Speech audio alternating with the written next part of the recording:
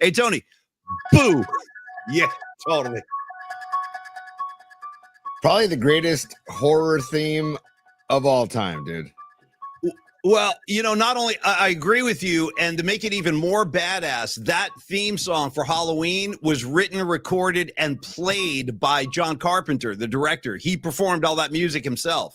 Oh, I didn't know he performed it as well. That's pretty badass. Yep. Wow. Yeah, that's all Carpenter. Yeah. Dude. Well, I mean, hey, the best, we can get into it later, but all suspense, no gore. The movie is just brilliantly made. Go watch it again soon if you haven't watched it. I was watching it last night. It was on AMC super late. I actually got a few minutes. I got some Mike Myers last night, just as I got ready to get into the witching hour, Tony. And by the way, good. Maybe I should say hello, Father Tony. Forgive me for I have sinned, and it's a long list, bro. It's a long list. Yeah. Do I do this instead? Well, it's up to you. Now if you want to go Black Sabbath style, you go right ahead. And I would walk into Father Tony's confessional booth and say, like, Father Tony, listen, I've sinned a lot. Get a pen, and get ready to jot down some notes because I got a lot of infractions to report.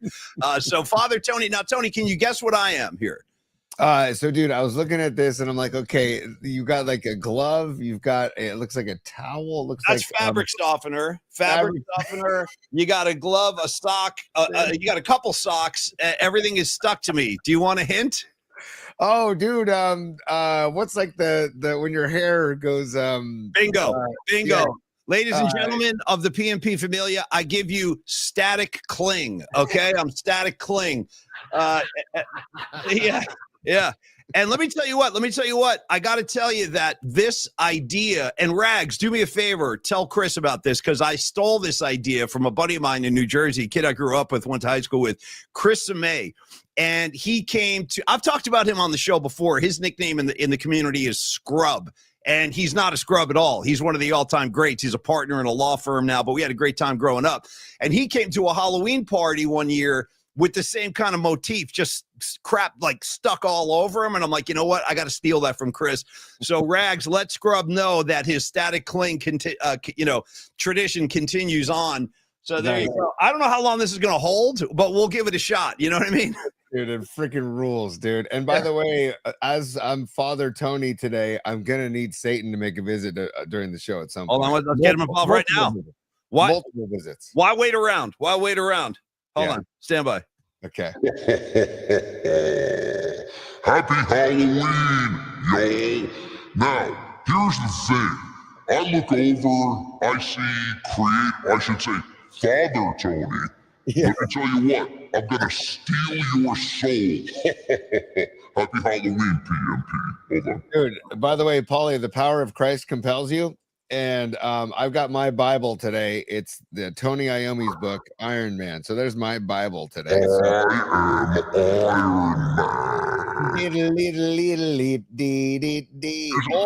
Or little my other Bible.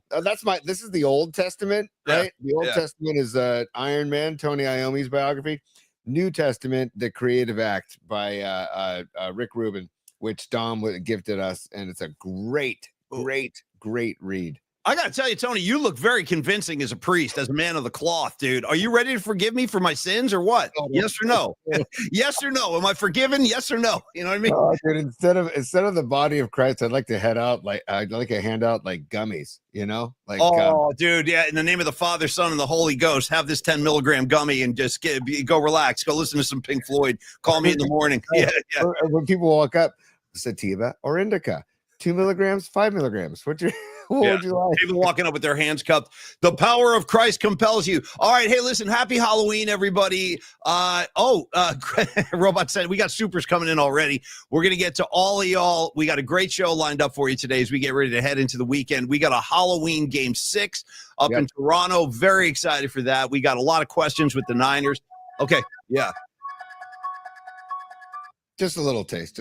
Oh, whenever you need it, dude. Whenever you need it, just sprinkle that in throughout the show. So I hope everybody's doing good. I saw a picture of Noemi last night dressed up as a witch. She looked great.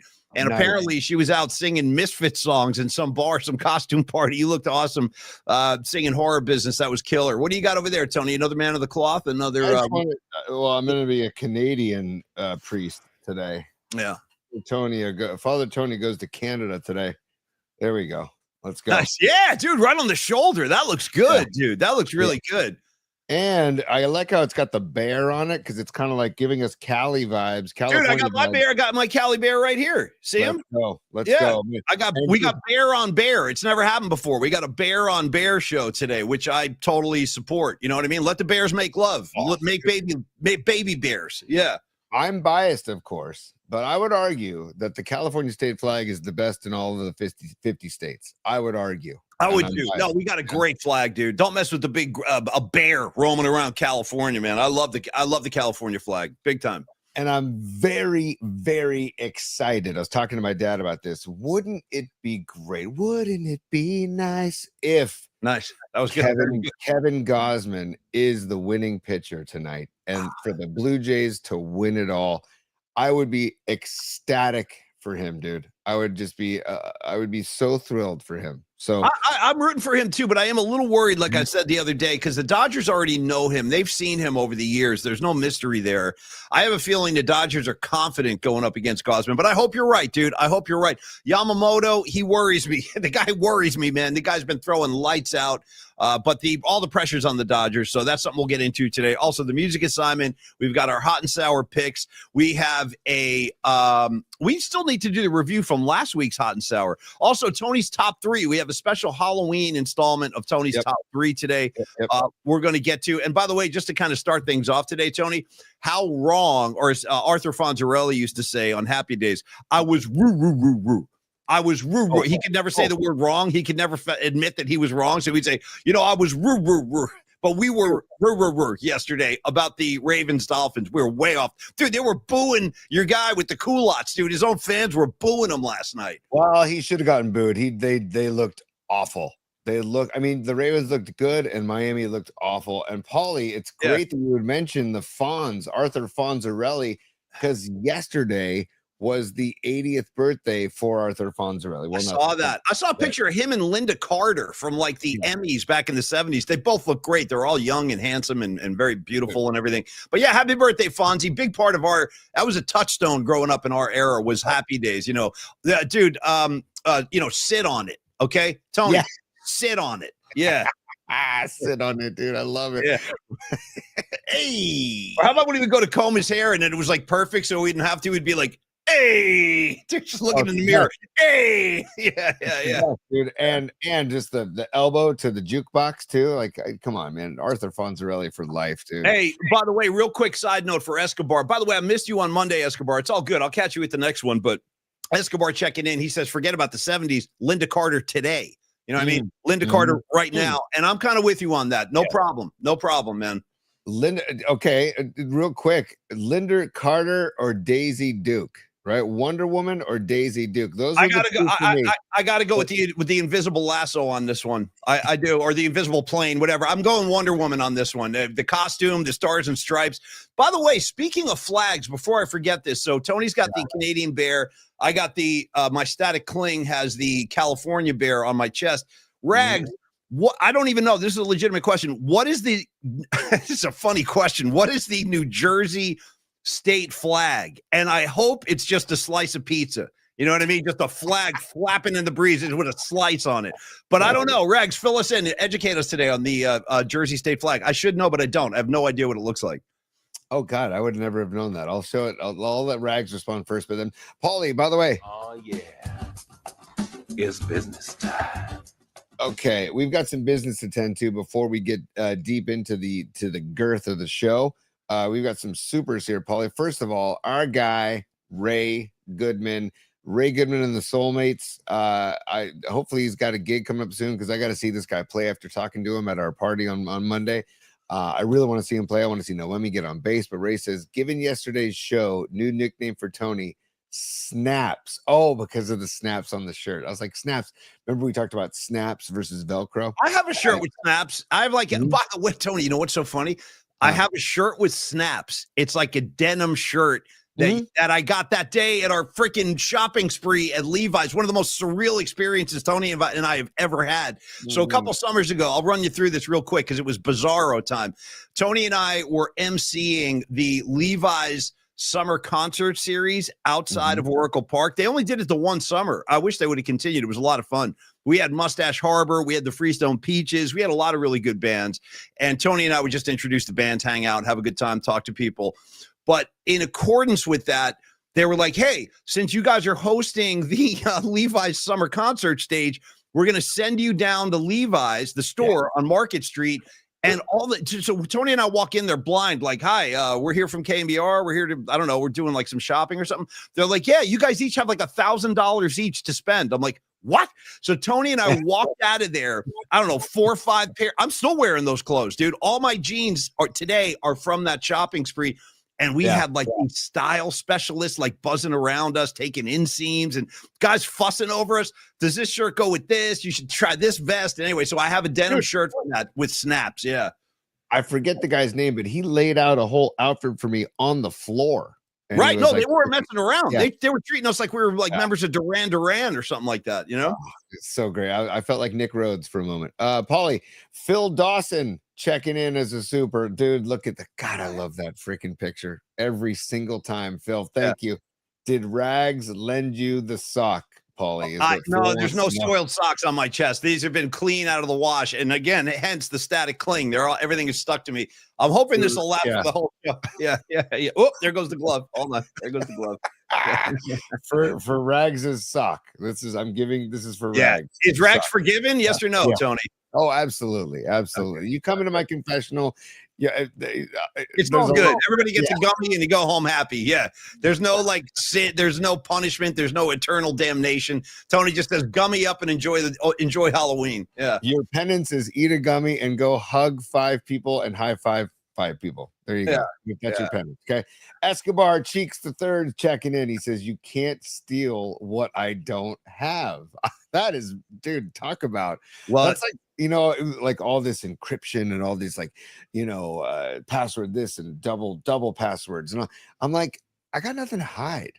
So I'm not really worried about that kind of stuff. I know it's like for your bank accounts and for your finances and all that stuff too.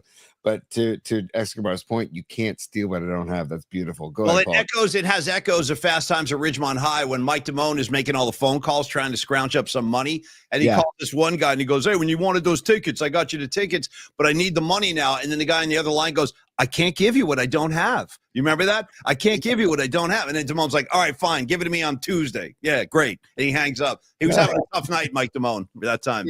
On his bed, making calls, trying to get the cash. It wasn't working out for Mikey. No. Paulie, Robot Centaur live from the Robot Centaur sports desk checking in, says, "Glad to see Padre One Glove today. I hope to be blessed with some sweet and sour picks." Dude, Padre One Glove. You know what? We can make that happen, actually. Stand by. Yeah, throw it on. What the hell? Yeah. Why not? Padre One Glove. I'll bless you with the William Floyd Bar None glove from David Shanklin, aka NorCal Refrigeration and HVAC. But yes, Robot Center, thank you for the super, brother. Happy Friday.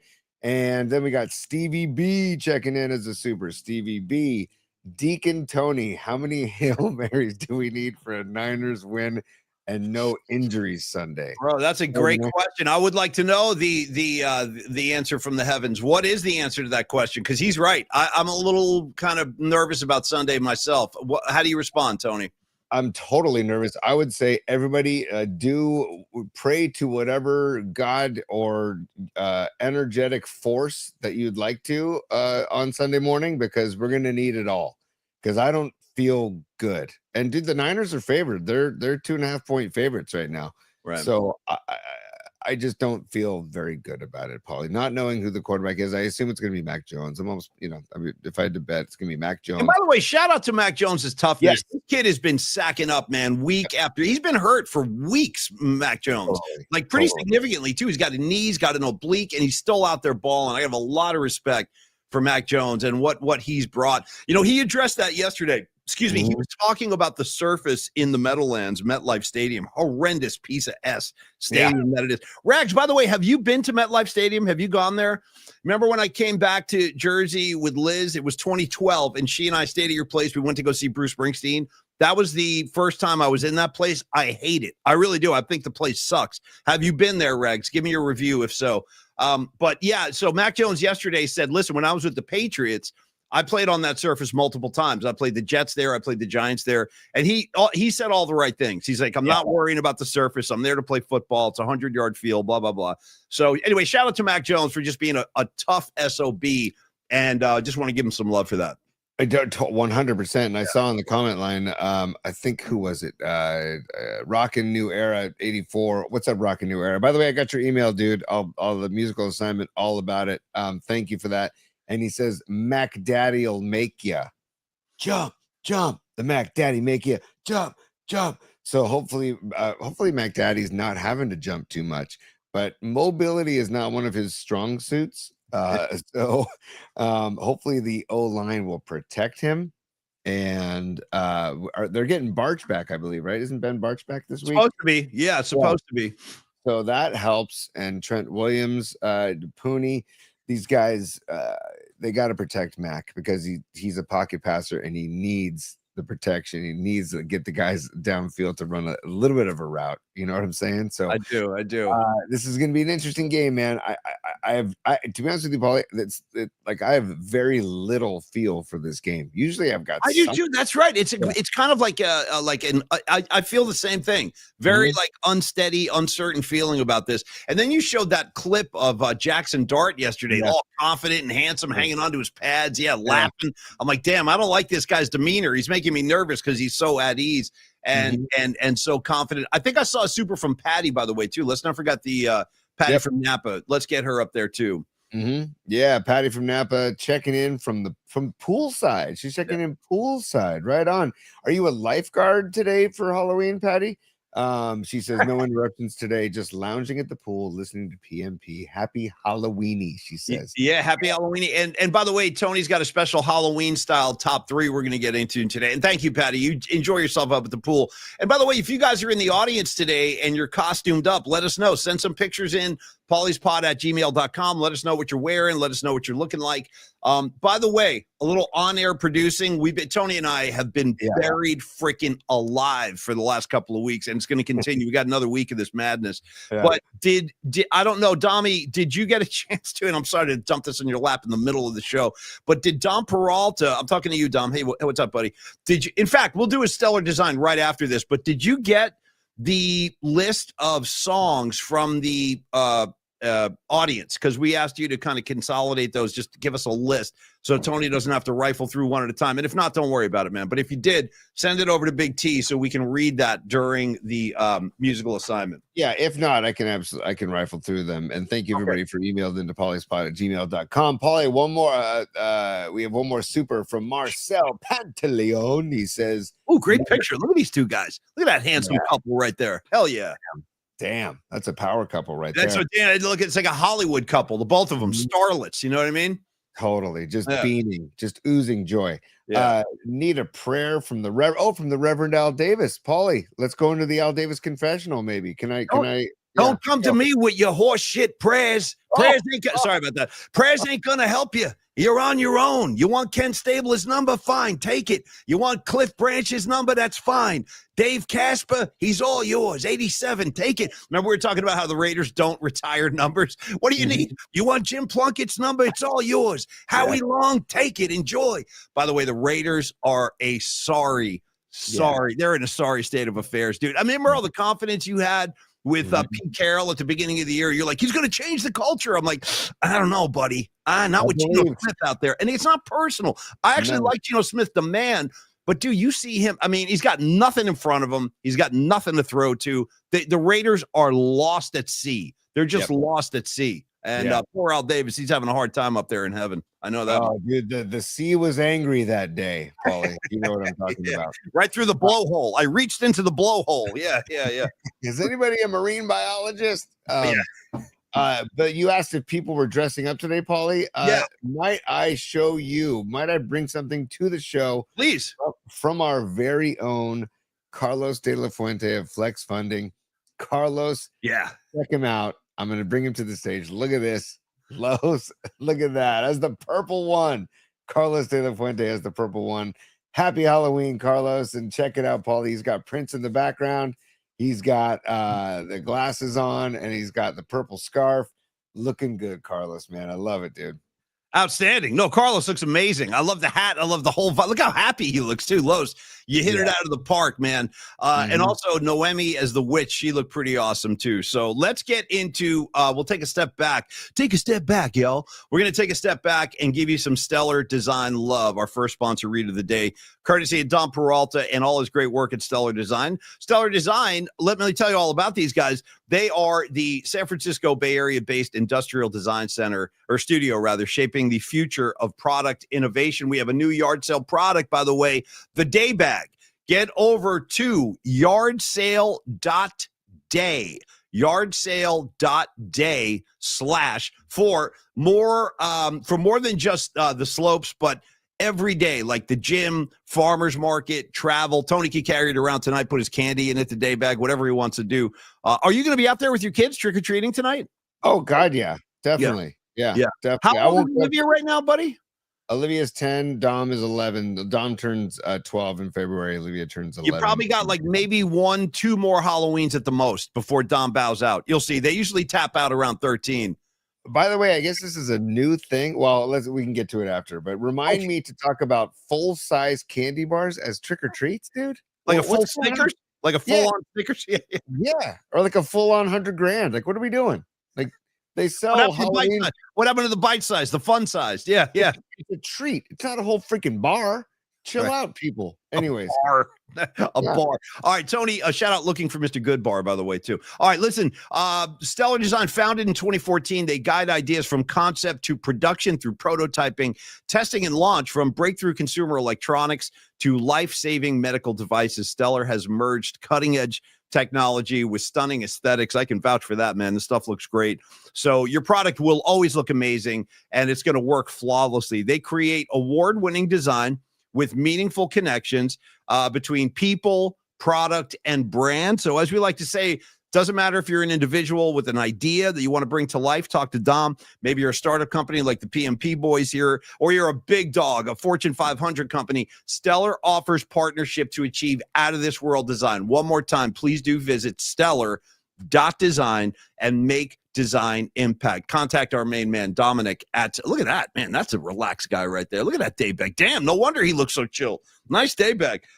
Dude, by the way, Paulie, those bags are fully waterproof, and then Yard Sale also makes those badass magnetic poles right as we enter the ski season, and I cannot wait for the freaking snow, dude. Bring it on. Let's go. Let us know. But anyway, let me finish tagging, Tony. Stellar.design, make design impact. Talk to Dom anytime you like. Dominic at stellar.design. Dominic at stellar.design. Dominic at stellar.design. Come on, Dominic, stellar.design. Anyway, thank you, Don. We love you, buddy. And onward and upward for Stellar Design. Okay, Tony. Yes, what were you saying, buddy? Sorry. I was just going to say that that yardsale.day, that company that Stellar Design is involved with, honest to God, we talk about a great idea, are the magnetic ski poles. Just because of I'm not a skier, I'm a snowboarder. And one of the reasons I snowboard is because it's just one board and that's it. And skiers have two poles, two skis to keep track of. So the magnetic poles is a great idea. So you can get those at yardsale.day. And also the new day bag that's all fully waterproof. Might as well get geared up at Yard Sale. So Tony's waiting for the snow to come. It reminds me of the T-shirt Eric Clapton used to wear that said, "No snow, no show." I don't know if you've ever seen that. Yeah, no snow, no show. Totally different meaning. Not Lake Tahoe snow he was talking about. He was talking about the Colombian snow or whatever, the Peruvian snow. Yeah, no snow, no show. All right, Tony. So where do we go first today? For real, you want to talk Niners? You want to go hot? Where do we go? Where do we go now? Where do we go? Yeah. Oh, where do we go? This is why you pissed me off, dude. Hey, Father Tony, this is why you pissed me off. Tony's like, I can't sing, man. I don't know how to sing. Every time we try to play, I got to jam. I had to freaking hold him at gunpoint to sing a backup on a car song. And now you're just ripping out these incredible vocals. What's your problem? I still don't understand. I don't get it. That's in my range, dude. That's Axel. That's the Axel going to the bottom of his vocal range. I love it. Where do we go now? Yeah. Right? Come on. But I do ask you the question, where do we go from here? Because we have so much stuff today. I'm going to let you kind of guide us through the woods here. What do you want to do? Well, I love the reaction. While you're thinking, let me just remind everybody, Mark Cannizzaro, New York Post sports writer, legendary friend of the Murph and Mac show and now the PMP show. He'll join us on Monday because he's covering the Giants-Niners, which is unusual. He doesn't usually cover Giants games. He does a lot of Jet stuff, but he will be on the Giants game. So we'll talk to him on Monday. And, I got a Jeff Winkler update, too, for all you people wondering, like, where's Winks? Where's Winks? Winks has been working on an independent film. And, yeah, he's been busy for, like, a couple of months now. But he's wrapping the project, I think, in, like, 2 weeks. He might. In fact, I told him he should come on and promote the movie so we can all support Winks and all his work. But anyway, he told me to say hello and happy Halloween, and he'll be back soon. A couple more weeks, and Winks will be back in the scene. So that's my win. Yeah, love it. Tell Winkler hello when you speak to him, Paulie. And if you can stand by for a moment. Yeah. Tony's top Ooh. 3. Tony's top 3. Tony's top 3. Yeah. Tony, quick question. Sorry. And I'm it's a gentle question. I'm not dictating terms by any means. Should we do the Halloween music bed today instead of feeding the ducks? Well, I don't know. The copyright thing I'm worried about. So I'm gonna weave it in and out. I'm gonna weave it in. Say no more. I totally got you. Yeah, we don't need any more lawsuits. We're already broke. You know what I mean? So yeah. By the way, the 3-man weave, it makes me think of the 3-man weave, one of the greatest drills in all of basketball, maybe in all of youth practices in general of any sport. The 3-man weave. It takes hustle. It takes communication. It takes your full attention. So cheers to the 3-man weave, and cheers to the 4th grade basketball team of my daughter's team last year. When we were doing the 3-man weave, they stopped in the middle of the 3-man weave and said, "Why is it called the 3-man weave? It's a 3-girl weave." Nice. Yeah, she's right, man. Let the girls weave. Yeah, let them you weave. know what? Yeah. From now on, it's the 3-girl weave. Let's go. So 3-girl weave. So, 3-lady weave. Yeah, it sounds like a good name for like a band too. The 3-lady weave, the 3-girl weave. Yeah, 3-girl weave. Let's go. So Paulie, we're in Tony's top 3. It's been a while, but so number 1, okay, we got World Series Game 6 in Toronto from the Rogers Center. Rogers Center, I believe, is going to be quite a scene tonight, man. They're oh yeah. It's gonna be, the freaks come out at night, like the freaks come out at night. What yeah what yeah Freaks come out, right? Yeah. But looking ahead of for Game 6, I don't feel good about Game 6. So what do you think the series ends tonight, or do you think it goes 7? And then tell me your prediction for the World Series, basically. Well, it's funny you asked that, because I actually did say, and I'm not saying I'm a prediction machine, hardly. I mean, I'm maybe 50% at best when I'm trying to make predictions on games or series. But I did say before the World Series, when we were like kind of like forecasting this thing, I said I think the Blue Jays win in 7. So Dude, I'm gonna Paul Stradamus, go. Max Stradamus, yeah. I'm gonna stay with that, because now I hope I'm wrong. I hope they end it tonight. I really do. I hope they end this damn thing tonight, but I do worry about Yamamoto, and I do worry a little bit about Gausman. I don't think Gausman can fool the Dodgers. Like, Savage was so electric the other night. He was unhittable. I mean, they could not figure him out, but I think they know Gausman pretty well. Like I said, from the times a lot of those guys face Gausman when he was in San Francisco. I mean, there's no mystery there. And I think they're confident against Gausman. So I expect the Dodgers to kind of come out of their kind of offensive hibernation. I think they're going to hit tonight. And I think that I will stay with my original kind of forecast, Tony. I'm going to say Toronto Blue Jays in 7. How about you? I got to go with that as well, too, because, again, I hope I'm wrong about tonight, and that Gausman is on one, and that Yamamoto is off, and he just has an off night, and that's the case.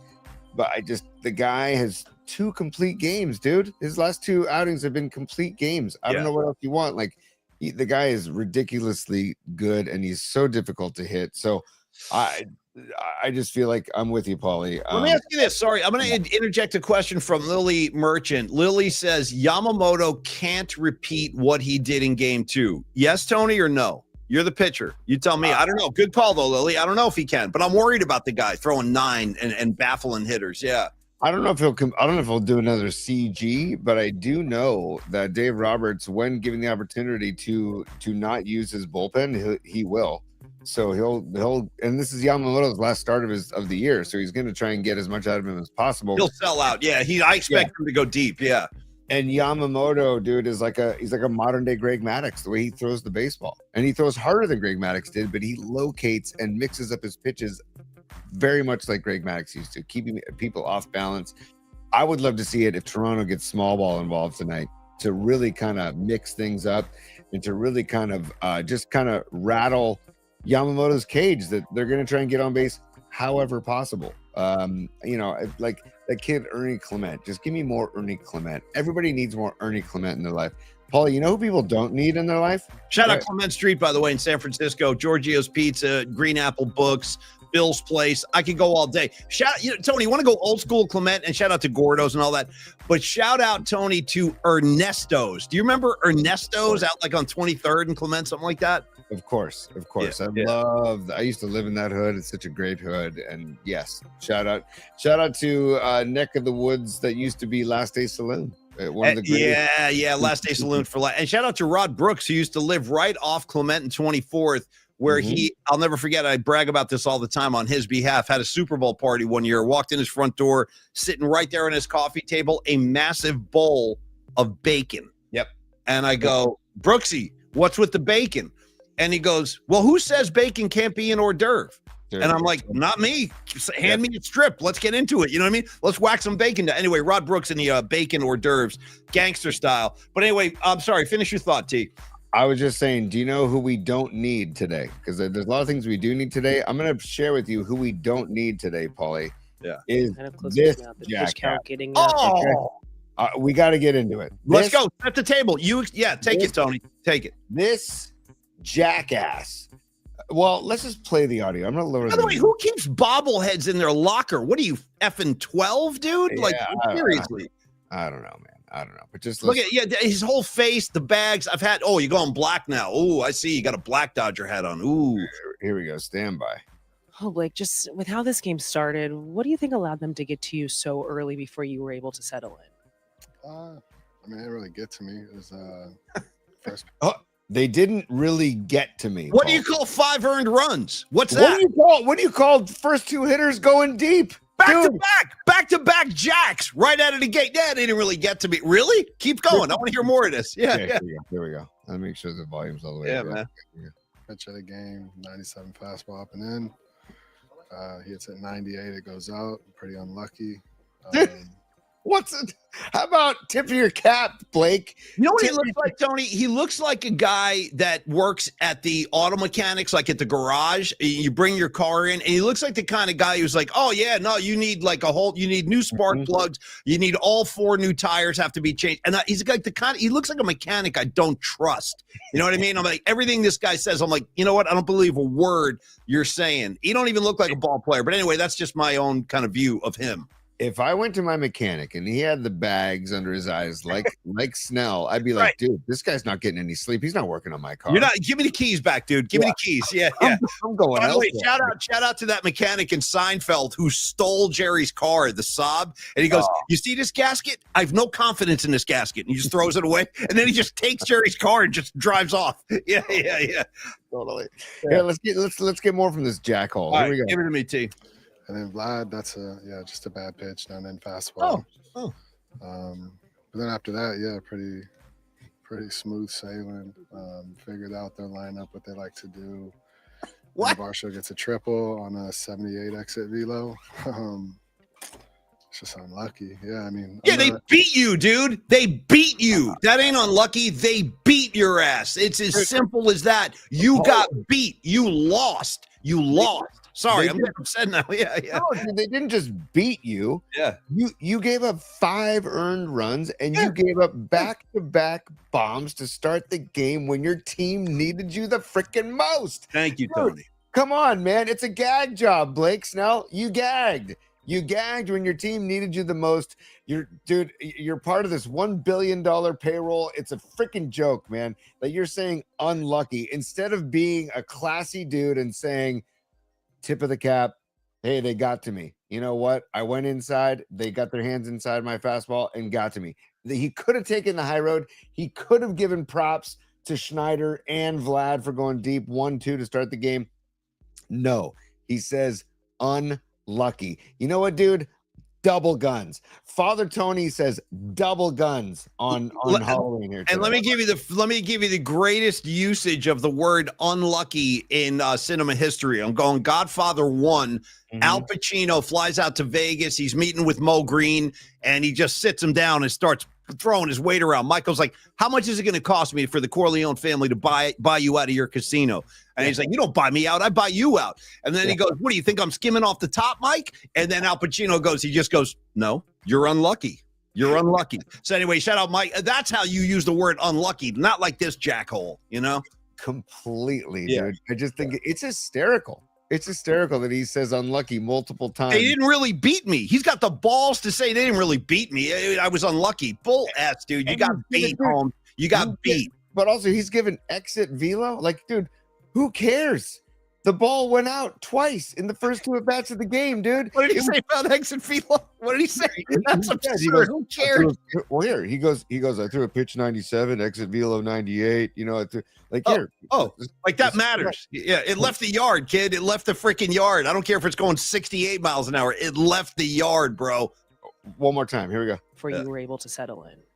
I mean, it didn't really get to me. It was first pitch of the game, 97 fastball up and in. He hits at 98, it goes out. So he hits at 98, it goes out. He's giving the exit velocity of 98. It goes That's out. Horse S. Here, listen. Here's more. There's more from this jackass. Pretty unlucky. Pretty unlucky. You got that again. And then Vlad, that's just a bad pitch, down in fastball. But then after that, pretty smooth sailing. Hold on. Out Gave up 3 more runs. And That's Varsho gets a triple. Yeah, he goes here. He talks about Varsho right here. Varsho's triple. Varsho gets a triple on a 78 exit velo. 78 exit velo. Hey, This guy. dude, it makes me sick, man. So anyways, you know what? I'm so glad that he's not a Giant now. And God, please, Blue Jays, send these guys packing tonight or tomorrow, please. No, I'm with you, Tony. Leave this picture up for 1 second. First of all, because he looks like a douche. And second of all, Tony, Rags, I saw, made a comment. He goes, by the way, does he have a gnome in his locker? And I want to address that, Rags. I don't think he has a gnome, but if he did, this would not be the kind of guy you want to engage with. You know what I mean? In any kind of lovemaking hijinks. I don't want Blake Snell anywhere near my lovemaking. You know what I mean? Nowhere near it. Yeah. Paulie, if you come into my confessional, Father Tony says, if you gnome, you gnome. Okay? If you gnome, you gnome. Thank you for that, Don Peralta. So, dude, Blake Snell, double guns to you. And by the way, Scarlet Fire, you're on the money. Bonnie says it was because he says, it was a bad pitch to Vlad. It wasn't a bad pitch. It was a good pitch. It was an inside fastball. And Vlad, as we talked about after the game, Vlad did a great job of getting his hands inside the baseball and turning on it and lacing it. That ball got out in a hurry, dude. So you weren't unlucky, Blake. You got tattooed. You gave up 5 earned runs. You gagged when your team needed you the most. And you know what? Peace, dude. Tony, do I have your permission, Father Tony, to drop a kind of a risque riff on Halloween? Is that okay, or is that frowned upon? As long as you do your penance of gummies, high fives, and hugs. I can promise you I will. I'll double gummy up for you, just for you, Father.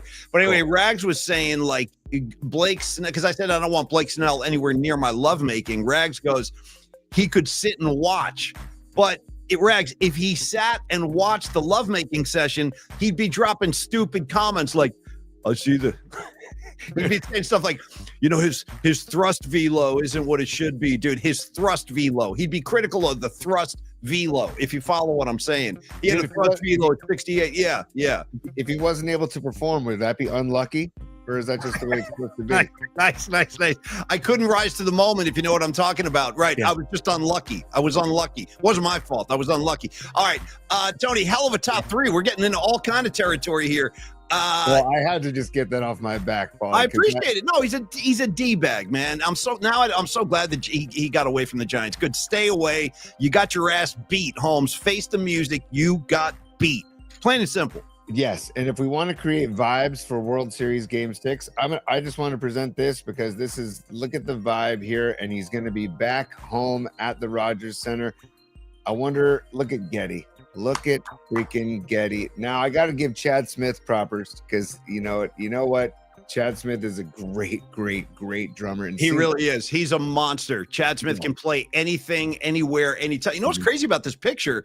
Chad Smith looks older than Geddy Lee. You know what I mean? Yeah, right. That's that good Canadian living up there, man. Geddy looks great. I cannot wait to see Rush next year, the newly formed Rush with the new drummer, Anika Niles. Bring it on. Bring it on, you guys. I'm all, give me the trees, give me Xanadu, give me Limelight. I want it all. Just clobber me with Rush greatness. Yeah. 100%. And hopefully Getty has like on his like machine head a World Series ring. Just hanging off of them. Nice. Good call. Good call. Wouldn't that be He great? might sing the anthem tonight. I have no information, but I don't know who's singing the anthem, but it should be Geddy Lee. He's like the biggest Blue Jay celebrity fan they have.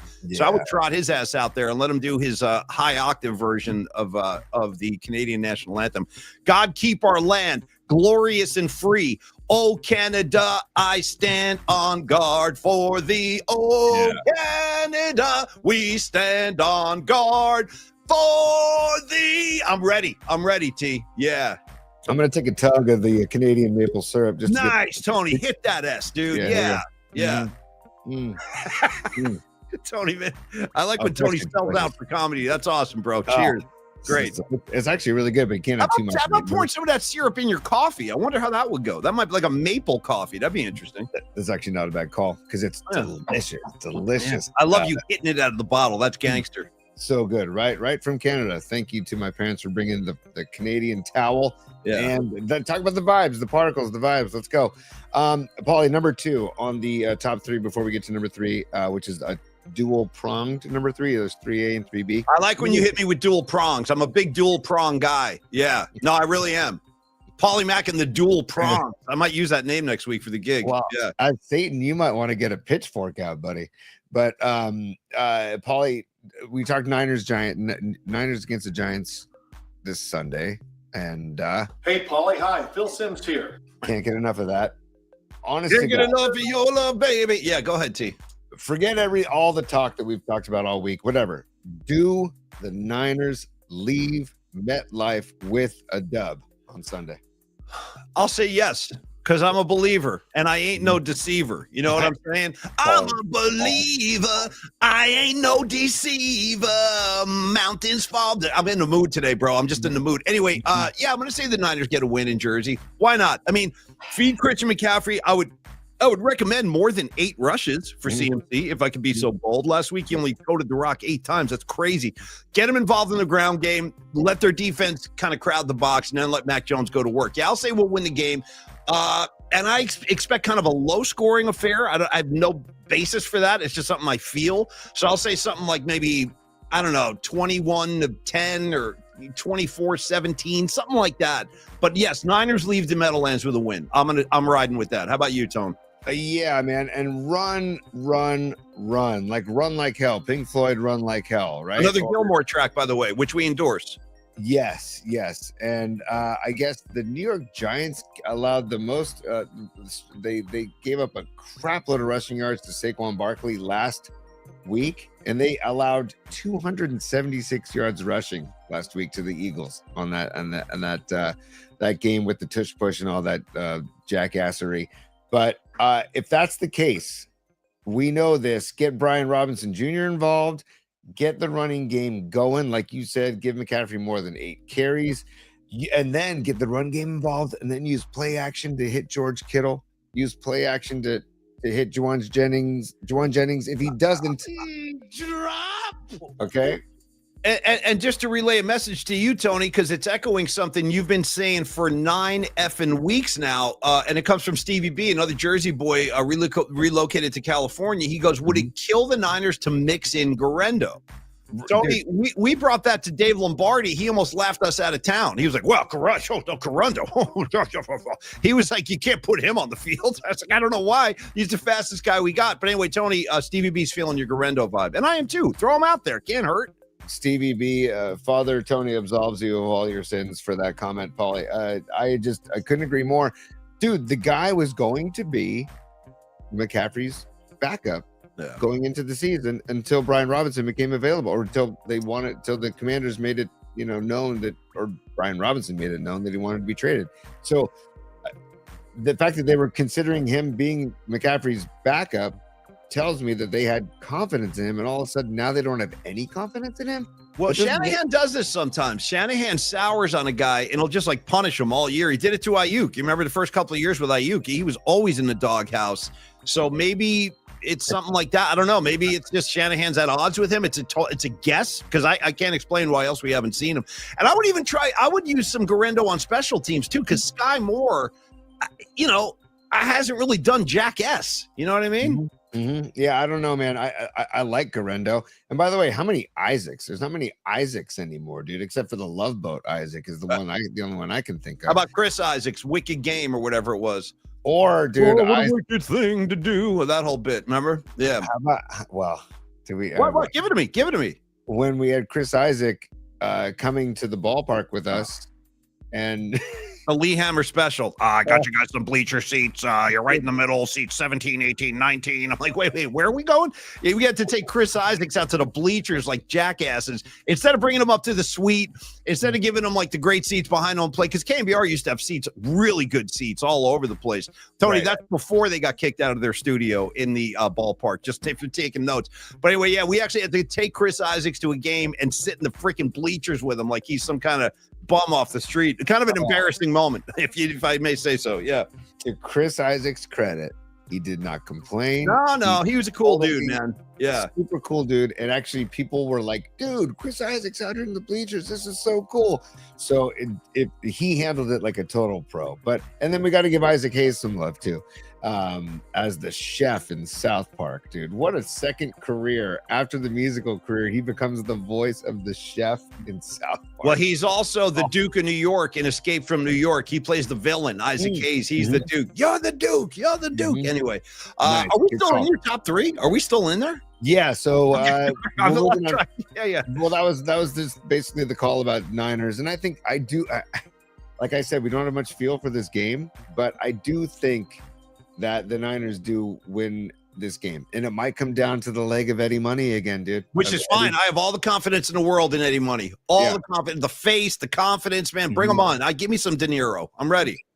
Totally, dude. I love it, dude. De Niro, Pinheiro. Let's go. He's my favorite kicker. All kidding aside, dude, he's my favorite kicker we've had in San Francisco, maybe since Ray Wersching. I love this guy. I love him. He's got a lot of charisma.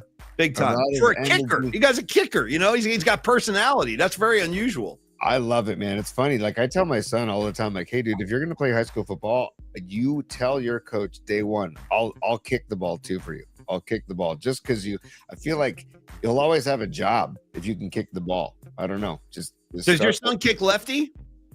No, righty. Does he bat? You made him bat lefty, right? No, I didn't make him. He just picked up a wiffle ball bat when he was like 2. Nice. And I was like one of those moments of like, he's lefty. Does he play guitar? Has he ever picked up a guitar? Is that lefty or righty? He picks it up and he plays righty. Yeah, interesting. Yeah. By the way, my son just walked in the house. You won't see him on screen, but he's a taco for Halloween. Okay, excellent. What kind? Carnitas or ground beef? What are we talking? I think it's I think it's a carne asada taco. Okay. I really do. What's your daughter? What's Olivia today? She and a bunch of her girlfriends were lifeguards, so they were lifeguards. They had like the visors and the. Oh, that's good. Yeah, Did you have to suntan lotion on her nose and stuff like that? Yes, and by the way, dude, your mom is cool, aka Mark Wiseman and I yesterday were looking it up. Do you remember Zinca? Oh, the protective stuff. Yeah. Yes, dude. Yeah. Yes, it was like a hip thing to have if you were a lifeguard. Hey, be glad you're not Winks today, because when I was talking to Winks this morning, he's like, dude, my girls are because I guess Winks he has 2 young girls, and he was reading the Harry Potter books to them. So he's like, dude, they're Harry Potter characters, and he goes, they're making me dress up like Harry Potter. So Winks has got a Harry Potter rig on today. He's walking around as per their request. We need a photo. I'll get you one. Yeah. Get us a photo that we can share on Monday, please. Okay. That would be phenomenal. I will. Number 3, let's just have some fun with number 3. Number 3 is a wild card. It doesn't have to be sports related. Number 3. Okay. First of all, Halloween, we talk about horror movies, right? Yeah. Give me your favorite horror movie, Paul Mack? Okay, wow, that's a great question. Well, I'm going to say, like you said earlier, Halloween has always been one of my favorites. The original John Carpenter. It's just it's a classic. I mean, it really. Yeah, thank you. Let this roll for a second. Mm-hmm. Let me get rid of the. Look here. Yeah. The bass comes in too. The bass is so good. Yeah. Now we got trouble. Dude, Paulie, do you remember the movie? The Boogeyman is coming. The Boogeyman is coming. He's gonna get you. He's gonna get you. Yeah. And then that poor bastard drops his pumpkin on the ground. I feel bad. He just boom, where he takes a header on top of his pumpkin. It's rough. They're teasing him. It's a tough moment for that kid. Dude, one of the scariest moments is when Myers pops out from the big what do you call that? A hedge? A hedge. Thank you. Yes. Yeah. Like he pops out from the side of the hedge. I'm like, dude. Yeah. First time I ever saw that was so freaking spooky. And shout out to Tom Tolbert, who has a Michael Myers mask on set. Yeah, he does. He goes, last week when we were setting up, it was right around this time. He goes, Paulie, do me a favor, throw this Niner hat on Mike Myers. I'm like, all right, no problem. So I put a Niner hat on him last week. But I would say this, Tony, Halloween, probably my favorite. But and I'm going to double down on this. Rags, get ready to join me. We'll hold hands on this. Scariest movie I've ever seen, and I stand by this, is Rosemary's Baby. Yeah. I mean, Jesus H, man. If you watch that movie start to finish, and it was shot in the Dakota, where John Lennon lived in New York City, one of the most expensive, beautiful kind of apartment complexes in New York City. They cost like a couple of mil a unit. You know what I mean? And I understand. I think John Lennon bought an entire floor of that place, which probably cost him like, God only knows, tens of millions. But in any case, they shoot it there, and all these old people are in on this like conspiracy to impregnate Mia Farrow with the Satan's baby. And here's a San Francisco connection. They drug her. Poor Mia Farrow. They drug her. So she's out cold. Next thing you know, she wakes up. Satan's on top of her, giving her the business, if you know what I'm saying. And Satan is portrayed by late San Franciscan Anton LaVey. He plays Satan in that scene. Yeah. She goes, this is no dream. This is really happening. And then later on, dude, the crib is black with an upside down cross. The whole thing, dude, just really made me uncomfortable. Rex, too. The both of us were very upset by that film. And we watched it like in our 30s. So that's me. Halloween and Rosemary's Baby. How about you, Tony? Nice. I got to go. Probably Halloween is my favorite my favorite of all time, because of what we talked about before. But the movie that probably like scared me the most to this day is, I'm going to give you a visual aid, Paulie, to show you, because and you sent me this picture recently. Amityville Horror, dude. I just sent that to you. Yeah, just to give you right. Yeah. Dude, that and the house with those windows up top, and that it's based on a true story, and that the house was haunted, and oh boy, that and we had it back growing up in the days of VHS tapes. There were certain VHS tapes that had like 3 movies on them. It was a 6-hour tape and 3 movies. One tape of ours had like Teen Wolf, Footloose, and Revenge of the Nerds.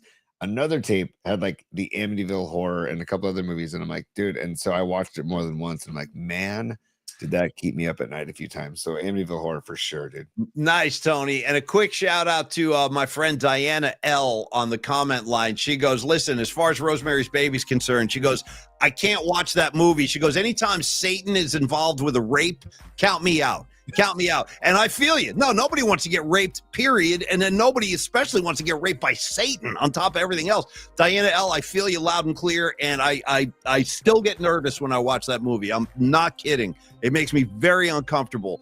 When it comes to Satan, I'd rather have the Satan that visits our show versus the Satan that's in Rosemary's Baby. Probably. You guys call for me? You guys need me? What do you need? A spell? A haunting? What do you guys need? Let me know. Actually, dude, Paulie, could you maybe put a spell on Jackson Dart just for this week? Okay. And by the way, wait, hold on. Let me get in the character here. Hold on. What's my motivation? No, I'm kidding. All right, here we go. Hey, Paulie. Hi. Phil Sims here. You're going right to hell, Phil. Right to hell. Eternal damnation for Phil Sims. Jackson Dart, party's over, okay? Party's over. Hold on. Can you guys understand a word I'm saying, or is it all too echoey? I can't tell. No, you can say, you can understand. It's Okay. great. All It's right. great. Here we got some supers, by the way, Paulie, and then I got 3B of Tony's top 3. First of all, Stevie B is a super, and he says, "Shout out burnt offering." Seen it. That's a deep pull, Stevie B. Isn't that the one where the guy burns his hand on the cold window or something like that? I think I've seen that one. Burnt offerings. Yeah. Wow, I'm gonna have to check that out. I haven't seen it, but if it's a 70s horror flick, I'm in. And by the way, thank you for the super, Stevie B. I've heard recently that there are 2 really good horror films right now. One's called Sinners with Michael B. Jordan. And another one, that's like a vampire thing, I think. I haven't seen that yet, but I saw it's on HBO right now. Yeah, it's popping up here and there. I think it's a vampire flick. I think. I don't know. And supposedly the music is amazing in the movie, supposedly. And then also the movie Weapons. Weapons is supposed to be just a really dark and scary movie too. So if you're needing to get spooked out this weekend, try Weapons and Sinners if you want to go modern day horror flicks. Also, what's his name? Go ahead. No, go ahead. I'm listening. Key and P. Is it Jordan Peele? Jordan Peele of Key and Peele. Yes. That guy has become a talented filmmaker, dude. He has that movie Get Out, right? Pretty crazy movie. And then also he has another movie called Don't Look Up that's really good too. So anyways, I like what Jordan Peele's doing. I do too. No, his stuff is really creepy. His that whole Get Out really that was a creepy flick, man. Very creepy flick. 100%. And going back, I didn't see these when we were ripping Blake Snell. Escobar Cheeks III says, "Snell, no chin, have an ass." That's why I love Escobar. He goes right to it, man. That's awesome. Dude. By the way, I guess that's unlucky to be born with no chin, right? So sorry, just going to use that term unlucky anytime I can in reference to Blake Great Snell. call, T. I got you loud and clear on that. He's just unlucky. Yeah, they didn't get to me. He's just unlucky. And forgive me, I'm looking for a Halloween-related picture to show you guys. You're going to love it. It's worth it if I can find it. So keep going, T. Keep going. And then also we've got Los D checking in as a super, Carlos De La Fuente, who is dressed as Prince today. I will show that picture again. But he says, "Snell, mix in some Mrs. Roper cucumbers on them lips." Nice, Los D. Nice, dude. 100%, dude. And by the way, that would be a great costume for a couple. Yeah. Stanley and Helen Roper. You know what I mean? Stanley and Helen. All right, so I just found this because I just remembered we were talking about horror movies, Tony. I'm going to give you a visual here. Another very scary movie for me when I was a kid, the first time I saw it. I don't know if you ever saw this one, but Stephen King's book, they turned it into a movie in the 70s. It was called Salem's Lot. You ever see? Yeah. Dude. Okay. So there's a scene in that movie. Bear with me for a second. The payoff is going to be worth it. There's a scene in that movie where there's like a young boy. He's like 12, 13. And his best friend gets bitten by a vampire. And the kid goes to his friend's house in the middle of the night, Tony, and he floats up to the window and he starts like knocking on the window. Very creepy, dude. He's knocking on the window, trying to like bite his friend and turn him into a vampire. I was talking to Winks about this like a couple of years ago. And somehow that conversation turned into what would happen if Bob Weir got bitten by a vampire and floated up to your window, and then Winks turned into visual. Are you ready? Here it comes. One time only for Halloween. Here's Bob Weir if he was bitten by a vampire in Salem's Lot. Dude. Oh my God. A little closer. Yeah. I love it, dude. It's the kind of stuff Winks does. So that's Bob Weir at your window. Let me in, y'all. Yeah, let me in. I come to drink your blood, y'all. Let me. Dude, look at him. Look at him waving. Dude. Yeah, I know. Anyway, I hope you guys got that. Yeah. Hold on one more time. There you go. Oh, it's so good. Oh, and by the way, speaking of like spooky on Halloween, dude, I'm gonna add this to stage. This is from Patrick Patton, who is the creator of Particle Land. We do have the opening of Well, you know what? Let's just go there. Let's go to Particle Land. We've been waiting all week. This is here. Yeah.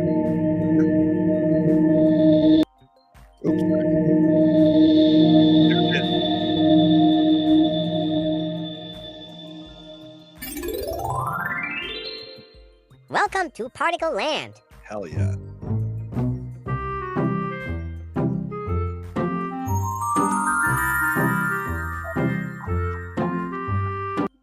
So there you go. That's Patrick Patton. That's the intro that he made a long time ago for fantastic, fabulous-tastic, beautiful.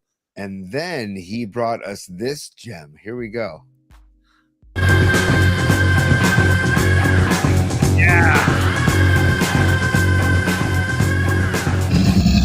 PNP Army, let's go.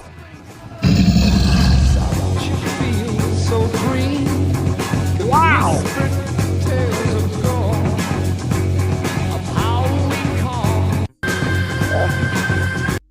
Again, no, keep it going, Tony. Give it to me again. I love this. This is amazing. All right, here we go. Here we go.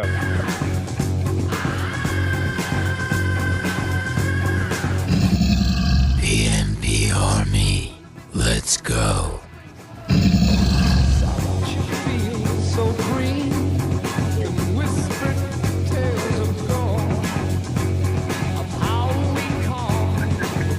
That's me and you right there, buddy. That's me and you. I'm the guy on the bottom. You're on top. Thank you, Patrick Patton. You're a freaking artist, bro. We appreciate your efforts. That's amazing. And you throw in the Immigrant song by Zeppelin. This other guy was a wolf, and he's a wizard. I don't know what was going on. They got the PNP logo up on the moon. That was amazing stuff. We got to hang with Patrick Patton, man. Next time we have a get-together, please do come by. I'd love to thank you in person. He also made us a Particle Land roller coaster that I'll share next week. That's a longer video that is fantastic. But also that werewolf, whatever you want to call it, is known. He labeled that as Skinwalker General of the PNP Army. Hey, sorry, excuse me. I'm glad we're having I'm having a great time today. Let's do Miriam. My friend Miriam's a super. Give her some love, and then we'll get into. We should probably do the highest hour. Yeah, Miriam. She says Particle Land, love it. Thanks, Patrick. Yes, Miriam, we love it too. And by the way, Miriam and I we were big fans of we were talking reciprocity on Monday night. So Miriam, great to meet you in person. And yes, Particle Land all damn day. I still hold out hope that one day we make a festival called Particle Land, Paulie. I dig it. No, I dig that too. I like that a lot. We can go to, I like your idea of going to China Beach too. Let's upset the rich people over in Seacliff. You know, what are they doing down there? My God, they're chanting, they're singing, they're dancing, something. The cops would come down. It'd be good for the show. I've been saying that for years. I'm like, if I ever get caught with some contraband or if I ever get busted, I maintain it would be good for the show. Same way like when Keith Richards gets popped, he get busted in the border up in Toronto, ironically. Keith got caught in Toronto. He had a whole bunch of stuff in his suitcase he shouldn't have had. And I always say, like, I've been telling my wife, I'm like, yeah, don't even worry about it. If I get arrested, it's good for the show. Karen Bell, great call as usual. Happy Halloween to you, Karen Bell. I hope you're wearing the red glasses tonight. She goes, that guy in the video Patrick Patton sent reminds her of Jimmy Page as the wizard in Song Remains the Same. Incredible poll. I have it on DVD. You're making me want to watch it right now. It's a great call, Karen. Thank you. Wow. Yeah. And Karen Bell is the one, I think, who made the Gene Simmons, Robert Saleh comparison a few weeks back. So Karen Bell on fire and fuego. Paulie, one of my projects I want to do is I'll put together a little video and produce it of Saleh and Simmons talking back and forth so we can actually really do a compare and contrast, a legit compare and contrast. Paulie, 3B of Tony's top 3 before we wrap, before we do our musical assignment in Hot and Sour. Sure.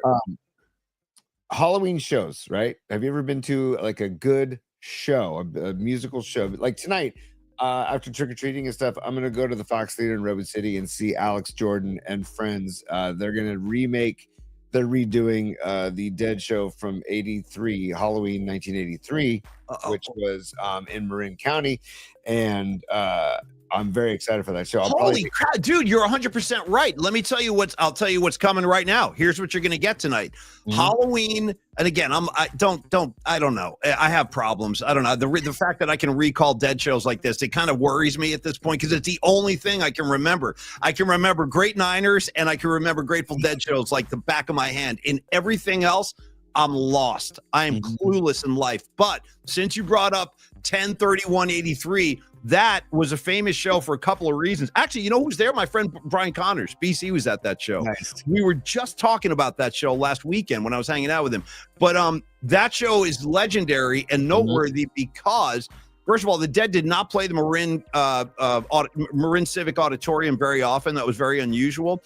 And that show right there was the last time they ever played St. Stephen. Last St. Stephen they ever did was at the show you're going to see tonight. Nice, dude. And Yeah. that's it's Alex Jordan, and then it's members of Dark Star Orchestra that are joining Alex Jordan tonight. in Redwood Oh, City. that'll be great. It'll be great. Yeah. So in '83, and I think Scarlet Fire was at this show. I recall you mentioning this months ago, but the Grateful Dead brought St. Stephen back at Madison Square Garden on 10/11/83. They did it one more time in Hartford, and then the final St. Stephen ever played was Halloween '83 at Marin Civic. So you enjoy that, Stephen, with a rose in and out of the garden he goes, Tony. Any particular reason why they stopped, or was it? I do. Jerry goes, he was like, I don't like the bridge, man. He didn't like the bridge of the song. So he was like, yeah, he didn't like the whole lady finger dipped in moonlight thing. He was like, yeah, I don't like that bridge. So they that's my Jerry voice. So they retired St. Stephen. They played it a lot in the post-Jerry years, but it was like the most sacred of songs during the Grateful Dead. They were always hoping they were going to bring it back, but they never did. Last one, 10/31/83. You enjoy that. Wild. Phil liked himself a St. Stephen because he played that a lot when I saw Phil. Yeah, and they still now Dead and Company plays it all the time, and they do it really well. I love St. Stephen. So me too. Yeah, Scarlet Fire was there. I knew it, man. I knew you were there. That's awesome. A friend of mine from college I went to was at that show too. Bonnie, you're a lucky girl. Nice work, Bonnie. Scarlet Fire on fire. I just saw Humdinger 87. She said, "Peace out, everybody. Happy Halloween, Leah Phillips." Bye, Humdinger. Enjoy your night. We love you. And yes, I want to go back to your question. I saw a great Halloween gig. Probably my favorite Halloween gig I ever went to was right here in San Francisco. It was Halloween night 1993. Rags, I was out visiting my mom, and I went to Bimbo's, and I saw the Cramps. The Cramps played Halloween at Bimbo's in 93, and I'll never forget this. Poison Ivy, their guitar player, she was dressed up in a red form-fitting, like, bodysuit with a tail and horns. She was dressed up as the devil while she was playing. She looked amazing. And the band that opened, anybody with me on this band? They were really good. They came and went in the 90s, but they were really interesting. They were like sci-fi surf rock. They were called Man or Astro Man. Anybody remember them? Man or Astro Man? They were really good. People were going crazy when they played. And then the Cramps came on, a little goo-goo muck. You better duck when I show up, the goo-goo muck. Anyway, and I told you one of my favorite lyrics of all time is from the Cramps in Garbage Man, opening line. You ain't no punk, you punk. You want to talk about the real junk. Anyway, rest in peace, Lux Interior. But that's my favorite, Tony. Cramps, Bimbos, 93. How about you? Dude, shout out Cramps and shout out Bimbo's, man. Bimbo's, that venue does not get enough love in the conversation of San Francisco venues because it is a fantastic venue. Such a good spot to see a show. Paulie, I gotta go back to Fish because for a long time, not every year, but they would do with their costume album or their costume set. Where they would play an entire album of somebody really else. Cool idea. Well, always one of my favorite things about Fish was that fact that they would, and nobody knew, right? You would walk in, you had no idea what record you were going to hear. Totally. So dude, this year, this is 2008. It was down where they do. It was down at Indio where they do. Come on, what's the name? Coachella, right? So Camp Out Festival, 3 days, but for like months leading up to the show, they had a website. Because nobody knew what album they were going to do. And the website every day would have an album cover. And then like an axe or a knife or something would be thrown through that album cover. And then the album cover would just start bleeding and be covered with blood. Meaning that album was ruled out as an album that they would play. Like I remember I was like, please play 1984 by Van Halen. That's the album I really was hoping they would play. That would be amazing. Yeah. Don't get me started. There was rumors about they were maybe doing a Steely Dan album. There's rumors about Michael Jackson's Thriller. There was all kinds of rumors about all kinds of stuff. Thriller got the axe through it, Steely Dan. And then finally we get to the venue on that Saturday Halloween night. And they did Exile on Main Street by the Stones. That's about as good as it gets right there, man. With Sharon Jones and the Dap Kings as the backing vocals and horn section. Unbelievable, dude. Just one of the greatest live experiences I've ever had. And you get a bonus that you get a double album and just one of the greatest rock albums ever made. A lot of people think that's the best Rolling Stones album ever made, Exile on Main Street. I would argue that point as well, and they just nailed it. They just nailed the album. And Sharon Jones, rest in peace. was incredible on the backing vocals with Trey. And Trey, they had a thing on stage where Trey kept looking up at her, and she was on a riser, and they just had a vibe, and it was an incredible. If you get a chance to listen to it on archive.org or on Fish's website, you can dig it up or download it. Really good stuff. Exile on Main Street by Fish. They just nailed it. And they're all Stones fans. So they just Well, how can you not be? If you're not a Stones fan, you're suspect as far as I'm concerned. Like if you go, I hate the Stones, they suck. I can't hang out with you. You know who's probably not a Stones fan is Blake Snell. I'm guessing. Oh, no, 100%. Yeah, I don't like the Stones. Some girls is terrible. By the way, shout out again, one of my favorite handles of all time, Tony. Little J. Yeah. Okay. Here he comes. Little J. I need to meet you, Little J. He goes, I was at Pearl Jam at Shoreline 25 years ago. They came out dressed as the Village People for the encore. Not the first time they did stuff like that. Tony, do you remember Pearl Jam closed down the old what a week this was. Bruce Springsteen did a few shows, and then Pearl Jam came in to finish off the whole week, and it was at the Philadelphia Spectrum. They closed that building down before the Sixers move into their new place. And Pearl Jam played on Halloween in that run at Spectrum, and they came out on stage dressed as Devo, who I have right behind me this week, by the way. Yeah, they had the balls on their head and everything. Yeah. That's right. Hey, Little J, nice work. That must have been a fantastic show. Yeah. All right. Everybody needs Pearl Jam in their life. Blake Snell needs a Pearl Jam show. Blake Snell needs another loss tonight so he can fly his droopy eyes all the way back to L.A. as the loser that he is. Tony, speaking of losers, speaking of winners and losers, don't get caught on the wrong side of that line, Bruce Springsteen says. We are going to drop some hot and sour goodness on y'all right now, and I'm going to back off. I know you got the soundtrack ready, so I'll shut my mouth. Okay, you want me to do that, Paulie? Sure. What are you going to do?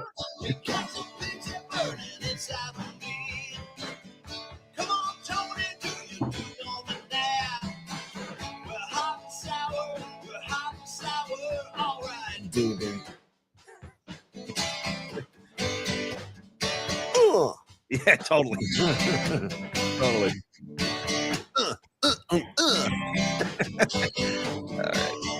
There we go.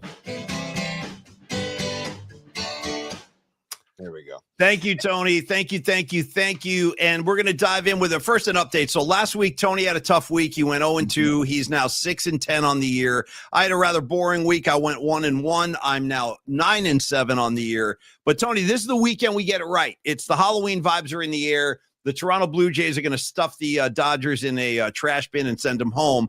So let's keep that good vibe in the air. I am going to start with, and then you go right after this. We'll go 1-1-1-1. I'm going to start with the Minnesota Vikings dragging their sorry asses into Detroit. Vikings have a 3-4 record. Lions, thank you. There's the menu. I love the artwork. Thank you, Dami. Detroit Lions, one of my pet teams. I really like the Lions. You guys know that.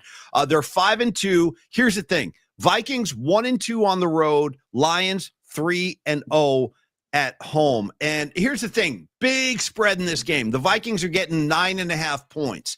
You would think that would probably scare a Paul Mack. That's where you're wrong, because the only question is Lions are winning this game. The only question is by how many points. And I think they win by more than 10 points. I really do. Listen, Dan Campbell, the Lions have not lost at home. If I didn't say that, I say it twice sometimes. Lions are 3-0 at home. Dan Campbell is still pissed off about that Chiefs game, just like me. Hey, Danny, I feel you, bro. DC, Dan Campbell, I feel your pain. I'm just as mad as you were. I was at Finnerty's in New York City with my two sons watching that game, furious. Lions march right down the field, score a touchdown on their opening drive. Guess what? The refs take it away from them. Oh, illegal man in motion. What an interesting call. You pulled that one out of the hat. So anyway, Danny Campbell's still pissed off. There's no way he's losing at home to an inferior Minnesota Viking team. This Viking team really doesn't have a lot in the chamber right now. And I know, like I talk about, I think the Lions are just playing angry football. They're angry. Reminds me of the Harvey Milk movie with Sean Penn. I know you're angry. I'm angry too. And by the way, Harvey Milk for life. I'm a milk head, dude. Get the milk terminal over at SFO. Harvey Milk for life. I love the guy. Did a lot of great work, but I'm angry too. And that's how the Lions are. They're angry too. Go ahead and give the hapless Vikings their 9.5. I think the Lions roll their asses. They could win this game by 14 points or more. So give me the Lions giving 9.5, T. Love it. And Paulie, I apologize for not having this underneath you, but for the rest of the segment, we'll just roll that underneath, Good. Paulie. Yeah. Good. The greatest theme song in the history of horror films. Paulie, I gotta go. F Pittsburgh, F the Steelers this week. I'm a Mike Tomlin guy, but not this week, dude. The Steelers are at home, and they're quote unquote home dogs, but sometimes the home dogs doesn't apply. Like last night's Miami Dolphins game. Yeah. Home dogs. The Steelers are home dogs hosting the Colts, dude. The red hot, scalding hot. Very Colts. interesting game. I was looking at this game too, Tony. Go ahead, break it down. Good call. Dude, so first of all, against the spread, the Colts are 6-2 this year against the spread. The Steelers are 3-4. Talk about it's mainly about the Steelers defense, dude. The Steelers defense is ranked 30th in the NFL. Their rush defense 18th. Their pass defense 32nd. So their defense stinks right now. Yes, they got Watt, but that's about it for right now. And Jonathan Taylor is just on one right now. He's leading the NFL with 850 rushing yards, TD runs with 12. He leads the NFL, and total TDs with 14. He leads the NFL, and he averages 5.9 yards a carry. They're not going to contain Taylor. I feel like it's only a 3-point spread, right? So I feel like there's something weird about that spread. So Vegas is doing something, but I got to say that game, I could see the Colts. I could see getting out of hand with the Colts. I really do. And maybe it's, I don't know. Maybe it's getting a dome turf team outside on natural grass might be something. On the road in Pittsburgh, it's something. I don't know, but it's just, I'm not having it. The Colts are a machine. Daniel Jones is on fire. And I think that I think they win out. I think they win and cover. So I like the pick, Tony. I do. I like the pick, and I wish the Colts all the luck in the world. They've been down for a long time, and I like stories like the Daniel Jones story, or the when guys or like Sam Darnold, these guys that are like really highly touted kids coming out of college, they have a rough go with their first landing spot. Like Daniel Jones was like, he was a mess with the New York Giants. But I think that speaks to the New York Giants more than it does to Daniel Jones. Look at what he's doing in Indianapolis. It's a great story. I wish them well. And what I really want to see is I want to see the Muppet have to drag his ass into like as a road team in the playoffs, because they're always home field. It's like, why don't you guys go try to win a playoff game in Buffalo? Go win a playoff game in that dome in Indianapolis. They'll be going crazy. So I wish the Colts all the best, and I like the pick very much. And by the way, Tony, while you were dropping science on that game, I want to welcome another new face. A lot of new faces today. Dude, I don't know who this person is, but there's a handle on the comments line right now, and he spelled out the whole word. Effin 901. That's his name, but he spelled out the whole word, Effin 901. So welcome aboard, Effin 901. Great to see you, buddy. Okay, I mentioned the Muppets. Remember? Hold on real quick, Paul. Just Effing 901 is on, and he says wanted to come on here and let everybody know that the Sharp Park Tap Room in Pacifica is having its grand opening tomorrow. Nice. From noon to 10 p.m. So come on by, all you Pacifica heads. Pacifica, one of the greatest spots. Love Pacifica. Me and you, Tony, we hang in Pacifica sometimes. Yeah. Couldn't be a bigger fan of Pacifica. Honestly. It's a jewel. It's a gem. A lot of people don't like Pacifica. Oh, it's too foggy. Not for me. I love it down there, dude. The beaches, the mountains. It's gorgeous. It's like an underrated little jewel of the Bay Area. Give me fog. Give me sunshine. I don't care. It doesn't matter. Just give me Pacifica. So, hey, Effing 901. I'm all about it. Sharp Park Tap Room tomorrow. Grand opening noon to 10 p.m. The Nutter, I bet you the Nutter will be there, because the Nutter is the one who has the Sharp Park golf course on his profile pic. So Effing 901, thanks for the heads up. Sharp Park Tap Room in Pacifica. Hey, NorCal Refrigeration and HVAC says, I married a Pacifica girl. We're getting Los D loves Pacifica. Scarlet Fire, Pacifica Town Gangsters. Hell yeah, Patty, love Pacifica. All you guys, you have good taste. By the way, I lost my train of thought. What was I going to say?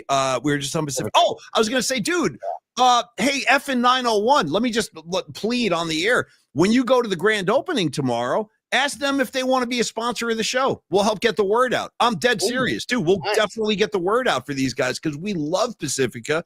We love drinking beer. You know what I mean? We love the beaches. So let them know we're available for hire at pauliespod@gmail.com. Tell them. Tell them we'll sponsor them. If they could sponsor us, rather, we'd be happy to have them. Okay, Tony.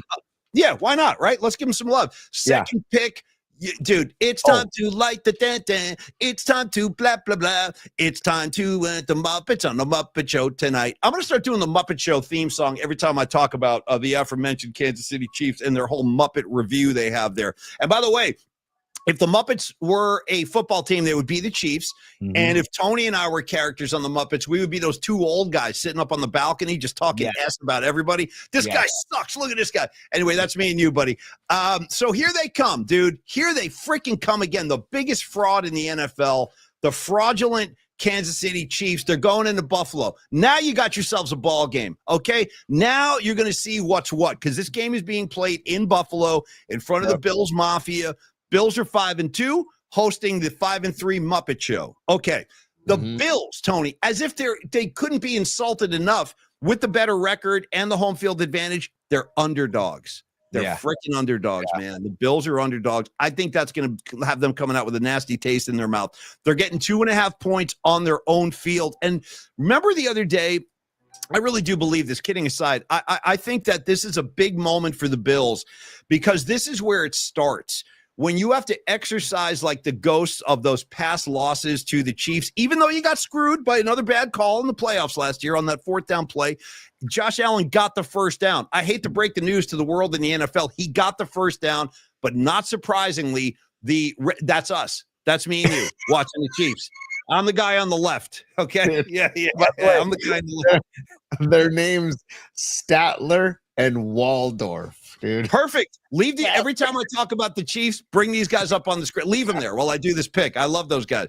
So I think this is where the road to recovery starts for the Buffalo Bills. Just like the 49ers, sorry, Rags, in 94, it started with a regular season victory. Cowboys came into Candlestick, Niners beat them. I think that was really important because then they knew. They're like, okay, we can not only go toe-to-toe with this team, we can beat them. And then they saw them again in the playoffs, and obviously we know they beat them again in the NFC Championship. I think there's a very similar kind of feel to where the Bills are right now. This is a game they have to win.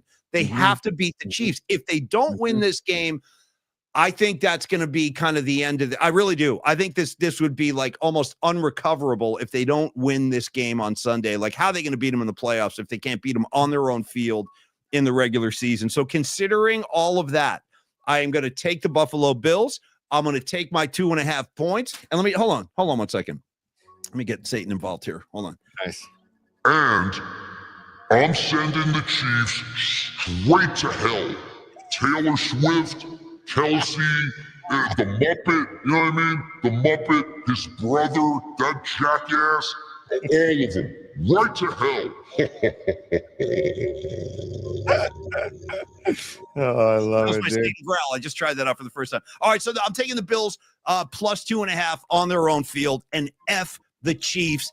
F them forever, eternal damnation. If I really thought they were like a talented, good team, I would give them their love. I think it's all BS, dude. It's all deception. It's all short 5-yard dump passes. I know I'm the only guy saying this, but I believe that. I really do. I'm not impressed. They're beatable. Go get them, Buffalo. Go get them. Definitely beatable. Two things that need to stay off the field for the Bills to win that game, Paulie: the Chiefs offense and the Bills defense. James Cook has to have a pivotal role, has to play a pivotal role in this game. Long drives. Keep the Chiefs off the field. Keep the Bills defense, because the Bills defense isn't that good. They're average at best. So, but the Bills offense, James Cook and Josh Allen, let's go. Let's see what's going on. And I'm with you 100%, Paulie. So my second pick, I'm going to New England, buddy. And I'm looking at these again. Another hot team, man. I know dude. No one's watching the Pats. They keep winning games, dude. Yeah, it's interesting. Again, I like the against the spread numbers on this because the Patriots they're 5.5 point favorites. Okay, at home, they're 6-2 against the spread. Falcons are 3-4 against the spread.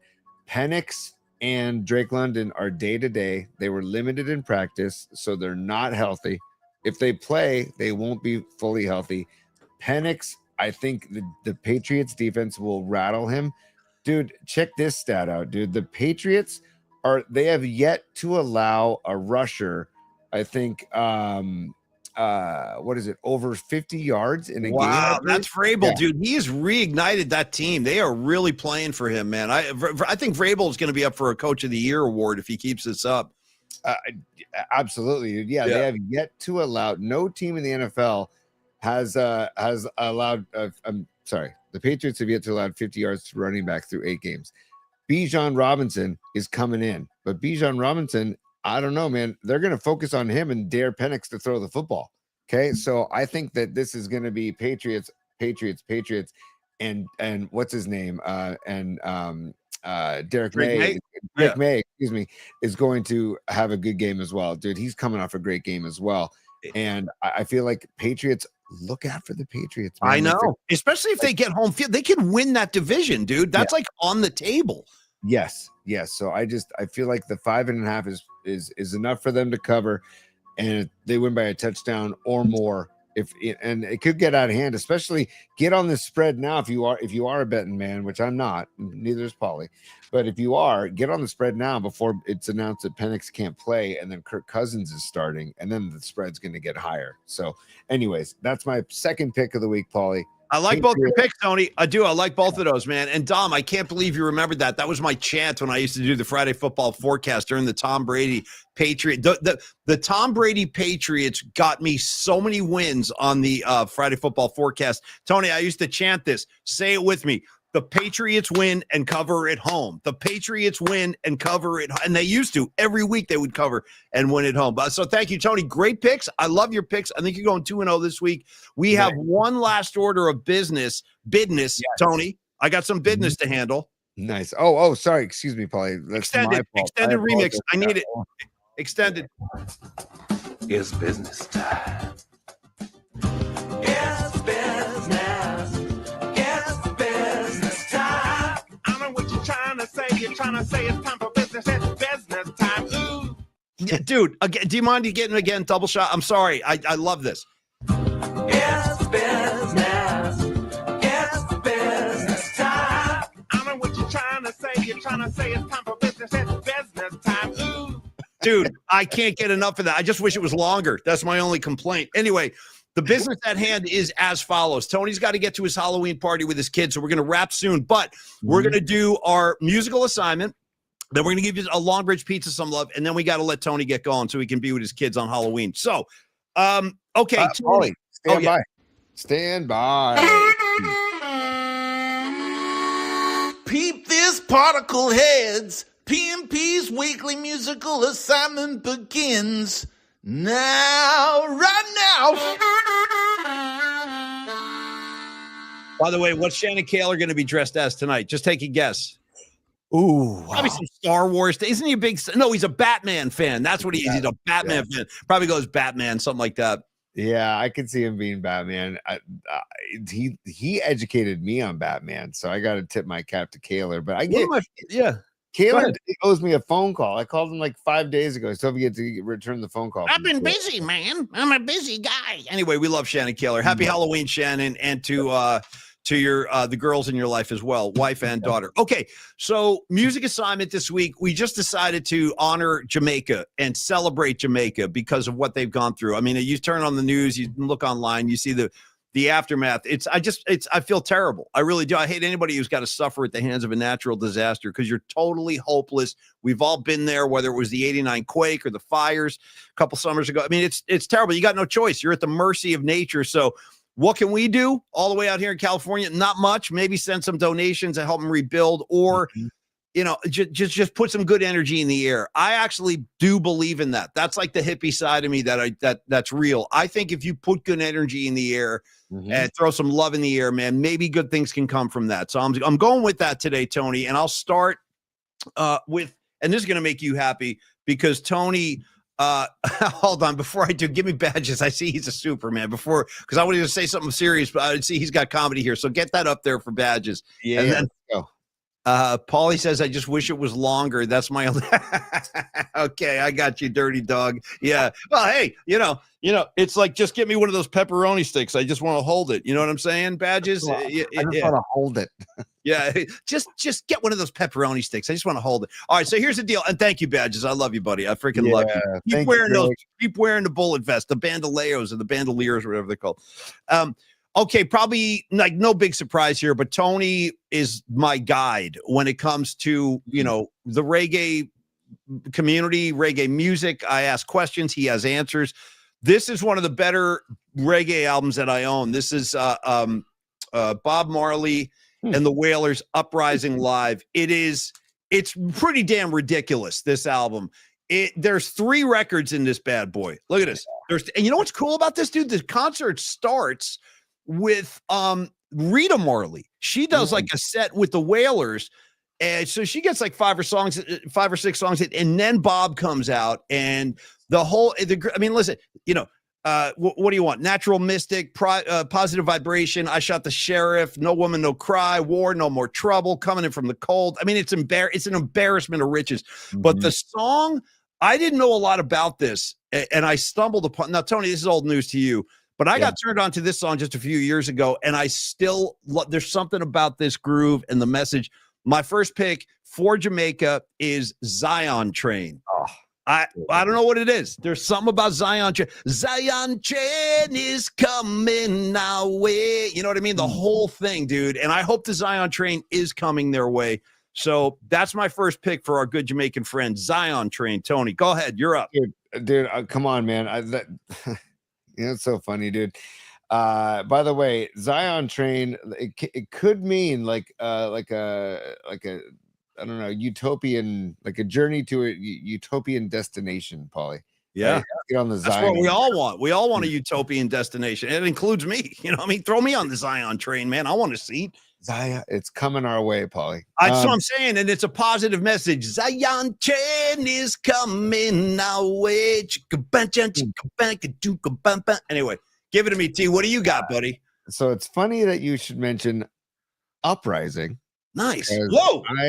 I have you have the live, I have the studio. Yeah. Uprising, which I grabbed, and Paulie and I did not talk beforehand. And look at these guys. Look at these guys on the back. I mean, look at them. Yeah.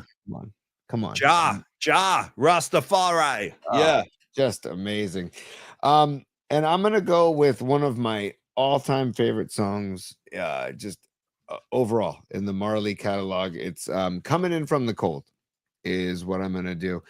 And I feel like to the Jamaicans that are dealing with all of this right now, they're looking for shelter. And this song also was played. This song was played. Oh, by the way, hold on a second. What just got that little sound effect you just heard? Sports Flash. Mac Jones will start against the New York Giants. Just came across. Thanks, Jones. No, as we expected, but thank you. Okay, cool. All right, Mac, do your thing, buddy. Yeah. Yes. So Coming In From the Cold, this song played at Marley's funeral when they carried his casket through 9 Mile, Jamaica. So it's a very special song. And Sedella and Rita Marley chose that song to be played at his funeral, at his procession. So it's a very special song. Coming In From the Cold. There's a great live version on the record that you have, Paulie, also on Babylon by Bus, another great version. I have that one too. I got Babylon by Bus. I got it. Yeah. Babylon by Bus is just an incredible live album. But Coming In From the Cold is my single selection. Bob Marley and the Wailers, and it's just, I feel we're so lucky to have had his presence for the little time that we did, and Coming In From the Cold is my selection. P. You want to hear something really crazy, Tony? There was an old rock club in New York City, pretty legendary place. It was called Max's Kansas City. I don't know if you've ever heard of it, but a lot of bands went through there, and there was there was like 3 or 4 nights of this bill. You ready for this? It was either 72 or 73. Here's the double bill. Both brand new artists just kind of dipping their toe into the pool. Bruce Springsteen with Bob Marley and the Wailers. That's insane. And it is. It's almost, it's kind of ridiculous. And they played like 4 nights in a row. Springsteen and Marley. You know what I mean? Wow. And there's like 30 people there. There's like 35 people sitting there smoking J's watching that. I mean, it must have been incredible. A young Bruce and a young Bob Marley just, letting it loose, man. Must have been fun. Oh, and also, first of all, I see Los D says he's off to a signing. Dude, hell yeah. Good. Los D, go get that business, brother. And thank you so much for all you do. I love your Prince costume. Go get him, Los D. I hope you're wearing the costume to the closing. I really do. Los D, go sign the papers in that costume, brother. Carlos De La Fuente, Flex Funding. Way to get after it, buddy. And happy Halloween to you as well. We'll see you next week. Happy Halloween, y'all. It's Prince. Okay, so I'll give you my next one, Tony. My next selection is going to be from The Clash. And The Clash, like I talked about a couple days ago, they fell in love with reggae music. They're English guys, obviously from the London area, but they decided they wanted to do it authentically when they fell in love with reggae. So they go, let's go down to Jamaica, let's record in Kingston. And when they were down there, they met a Rastafarian from Jamaica named Mikey Dread. Mikey Dread was a singer and a producer down in Jamaica, and he kind of became like their spiritual guide to the point where The Clash came back and they did a tour. They brought Mikey Dread with them. So Mikey Dread would be on stage with The Clash when they would do their reggae numbers, and that's what I'm going to pull. I don't have this on vinyl, but the album it's a live album by The Clash, which I recommend strongly to anybody who likes good music. The name of the album is From Here to Eternity. I know I've played this for you in the past, Tony. It's a live version of the song Armageddon Time with Mikey Dread.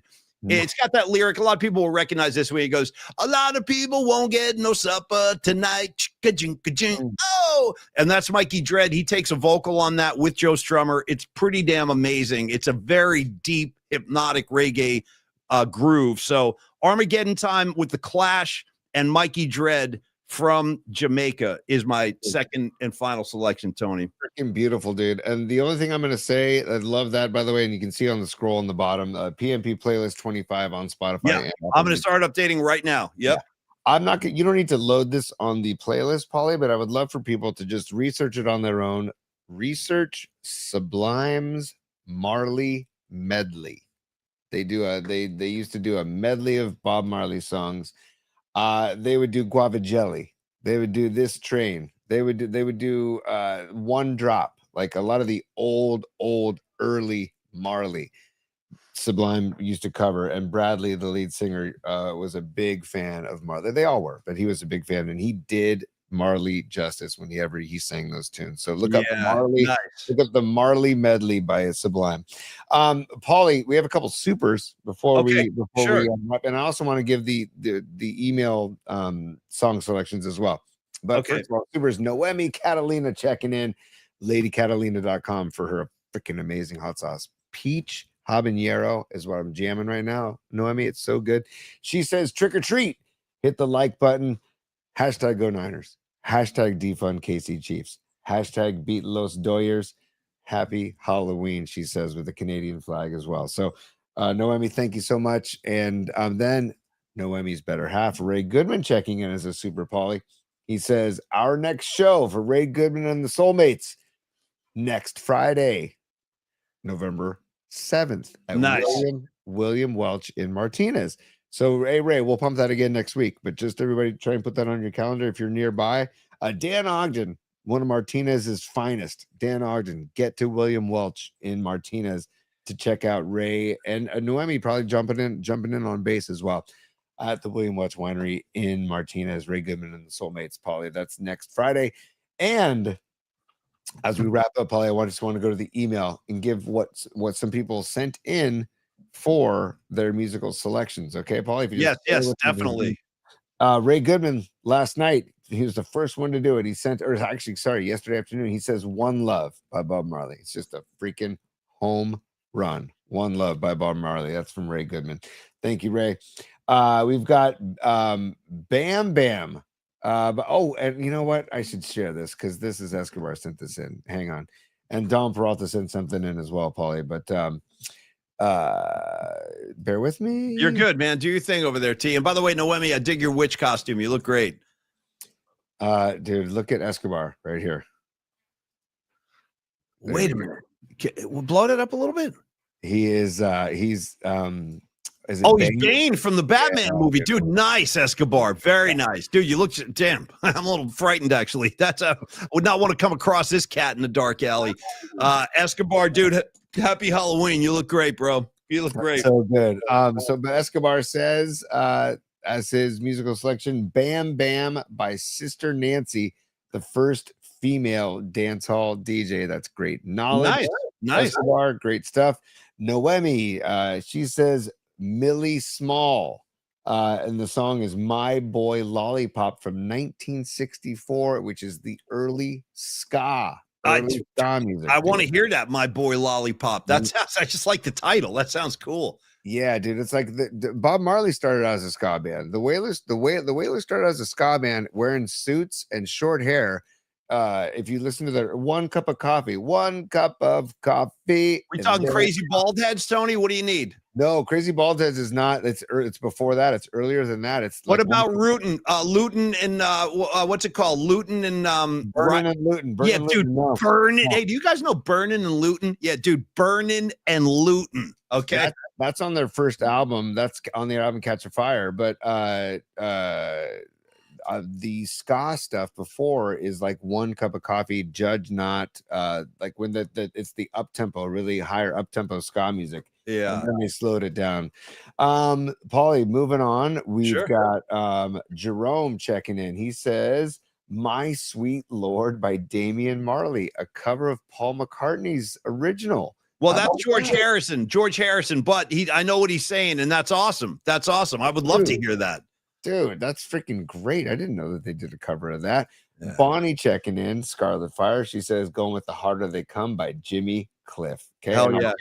Frequently covered by Jerry Garcia Band. I love it. And she says also, congrats on episode number 200. By the way, this is episode number 200 for us. Thank you guys very much. I love that 200 falls on Halloween. That's got to mean something in the universe. I like that. Oh, no question. Yeah. Hattie from Napa checking in. She says, Boogie on Reggae Woman. Boogie on Reggae Woman. Great one. Yeah, great one. Dude, Fish does a great version of that. They play that often. Dan Hughes checking in from Half Moon Bay. He says, Big Damien Jr. Gong Marley guy. And he says, Welcome to Jamrock and Road to Zion featuring Nas. So there you go. That's from Dan. He's great. Yeah. He says, Oh, yeah. And the Dodgers are going to burn in flames on this Hallows Eve. I love it. Hell yeah. Speaking of burning and looting, this one's for you, LA. Yeah. Dude, I love it. Greg Trela checking in. He says, I'll defer to those who know more about the artist from Jamaica and go with the song simply titled Jamaica by Led. Dude, great poll, dude. Oh, you don't have to go. That is kind of a reggae vibe. Great call. Love it. Yeah. Total reggae vibe. And Greg Trela, thank you for always home runs with his musical assignment. Stevie B checking in, Steve Bisecchio. He says, let me preface this is a song in full celebration of Jamaica, despite what the title could imply without context. It has a great jam, he says. Elton John's Jamaica Jerk Off from Goodbye Yellow Brick Road. Great. Oh, wow. I have that record. Good call. Wow, Stevie B, good pull, bro. Good pull. Yeah. Deep cut. John Joseph checking in. He says, instead of going down the surely beaten path of all things reggae, I threw a curveball and went with the ultra rare and super primitive Jamaican marijuana soaked blackened death metal. Oh, okay. Well, this is why John Joseph is what he does. I love it. Go ahead. He says, Satan's Anger. I think that's the name of the band. Okay. And the name of the song is called Evil House. Dude, do you guys know any Satan's Anger? I can't wait to ask my next wedding band that one. Do you guys know anything off the first Satan's Anger record? Yeah. Thank you, John. Rock on, brother. Rock on, man. Marky Graves, he says One Love by Bob Marley. So that's 2 votes for One Love. That's a great call. Thank you, Marky Graves. Nick Ramsey says, Yo, Father One Glove. My song choice is Stepping Out by Steel Pulse. Great call, dude. Nice. Great call. Nice. Stepping Out. Open Sesame. Here comes Rastaman. So that was good. Oh, dude, that album is so good. I almost went Steel Pulse today. But I had to go Marley. You do whatever you got to do, buddy. Patrick Patton checking in. He says Country Road by Toots and the Maytals. Wow, nice, dude. Nice. Isn't that great, dude? And then finally, his name is Ernesto, but we know him as Rockin' New Era 84. Yeah. He says 5446 was my number by Toots and the Maytals. And he also says, I was going to do a reggaeton song since reggaeton has direct roots from reggae, but he'll save that for another time when he wants to, because he wants to show his love for reggae and Jamaica right now. But dude, hey, Rockin' New Era 84, send some reggaeton down the road because I'd love to be educated more on that. Because I don't go deep on the reggaeton vibe, although I respect it and admire it. So I need to be educated.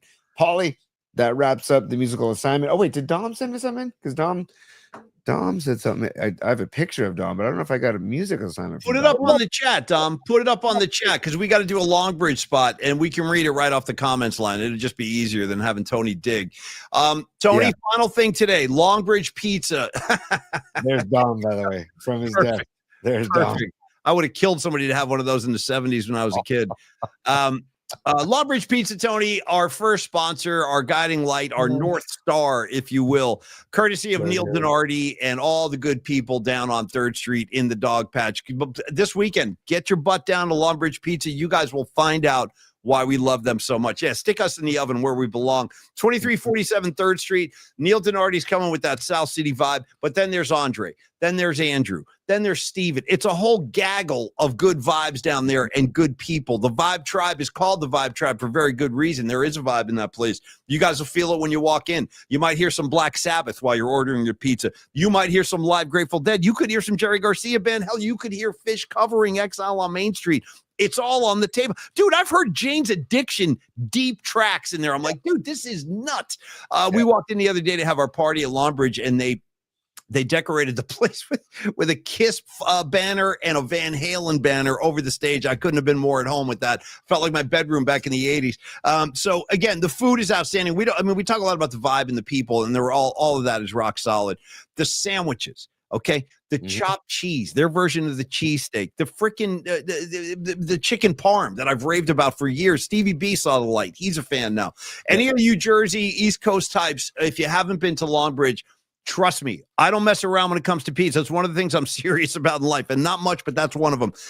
And they have great pizza, but the sandwiches, do not sleep on their chicken parm. It's quietly been a thing for me in San Francisco for a long time. I've been like, where can a brother get a chicken parm around here? Can I get it? And it's hard to find.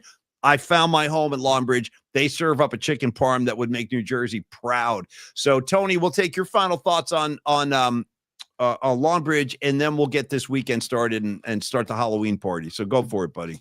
Also, don't sleep on the gabagool. Don't sleep on the smack stack. Vinny's gabagool, yeah. Vinny's gabagool. Don't sleep on the smash stack burger on Tuesdays and the chopped cheese, and also the Detroit style square pies. And also, I want to remind people, it's in the Dog Patch, which is just a great neighborhood. You can go to Longbridge and then also strut around that neighborhood and visit many other great established businesses there while you're there. Also, Halloween night and Halloween weekend, they'll do takeout and they'll do delivery. Give them a call or go to the website, longbridgepizza.com. Longbridgepizza.com. Make your orders. And then also Tuesday, the Dubs are back home Tuesday. They're hosting the Phoenix Suns on Tuesday. If you're going to the game, go to Longbridge before the game and check them out. Also, they're closed on Mondays. Neil needs to get some rest. Steven needs to get some rest. Cabino, Andre, they all need some rest. So get there Tuesday when the Suns come to town. And Paulie, you just the sourdough crust, but also the beer selection and also the rest of the food that we've talked about. It's great stuff. And then the Vibe Tribe. We just love those guys. So longbridgepizza.com. Get your order in and have a great meal and beverage on Neil Donardi. Final thing I would say, Tony, just a quick reminder for those of you watching the World Series tonight, and you're like, you know what? Those guys are always talking Longbridge. I'm going to try them. I'm going to place an order, have them deliver, because they do deliver to select neighborhoods in the city. However, the only thing Neil has ever asked from me, ever, he goes, guys, just ask the audience and our listeners and viewers to place their to-go orders on longbridgepizza.com. That's all he asks. He's just saying, just place the order on their website. So if you want to do that tonight, which I wish I could, they don't deliver to San Rafael. I wish they would, but go to longbridgepizza.com to place your delivery orders. Okay, Tony, listen, you look great, Father Tony. Static Cling is about to check out. I want to thank Gravy, Tuba Sungard, Effin 901. There's so many great ones today. It's business time. Hey, P, I just want to give Dom Don't Peralta. tease me like that. Give me the extended dance mix. If you're going, let's go. Yeah. It's business. It's business time. I know what you're trying to say. You're trying to say it's time for business. It's business time. Ooh. I feel that deeply. I don't know what it is, dude. That I feel that deep in my soul, dude. There's something about that groove. I need more. But anyway, go ahead. It is. I love that you love it because I love it, and I'm glad that it's working on the show. I know what you're going to say. I don't even know what he's saying, but I love it. I love the voice. I love the whole thing. Yeah. I know what you're going to say. I want my business time. Yeah. Yeah. Ooh. Yeah. Yeah. Don Peralta's musical assignment for the weekend: 5446 by Toots and the Models and Harder They Come by Jerry Garcia Band. He says Capitol Theater 1980. So nice, dude. Tom knows his stuff, man. Hey, you guys, very happy Halloween, and I hope those of you with kids, you go have a ball. Like Tony's going to be marching around with his kids. Tony, enjoy yourself, man. I love Halloween. It's a really fun night. Be safe out there. No hijinks that's going to get anybody hurt. And go Jays, go Niners. Good luck to all of y'all. You can enjoy the playlists have been updated. I was doing it while Tony was talking about the listener contribution. So all you got to do, y'all, is get over to the PMP 25 playlist. You'll see it out there. It's sitting there waiting for you. PMP playlist 25. If you can't find it on Spotify, search my username, Paulie Pixx, Pix. You'll find it that way. Oh, Canada, our home and native land, I stand on guard for thee. F the Dodgers to eternal hell. That includes you, baggy eyes, Blake Snell. Hey, it really didn't get to me. It was just lucky. Well, they got to you to the tune of 5 earned runs, jackass. So they did get to you. You lost. Okay, you freaking lost. And we got one more coming your way, LA. So savor it. Savor the loss. Savor the defeat of the Dodgers. We'll reconvene on Monday at high noon. Paul, Yeah. Paul, it was just unlucky. Just unlucky. Well, you're about to be unlucky again. Yeah. It was just unlucky. Just unlucky. Very good, dude. Very good. You can pack up all your bobbleheads and go home now, Blake Snell. Give me David Lee Roth, and let's start this Halloween party, kid.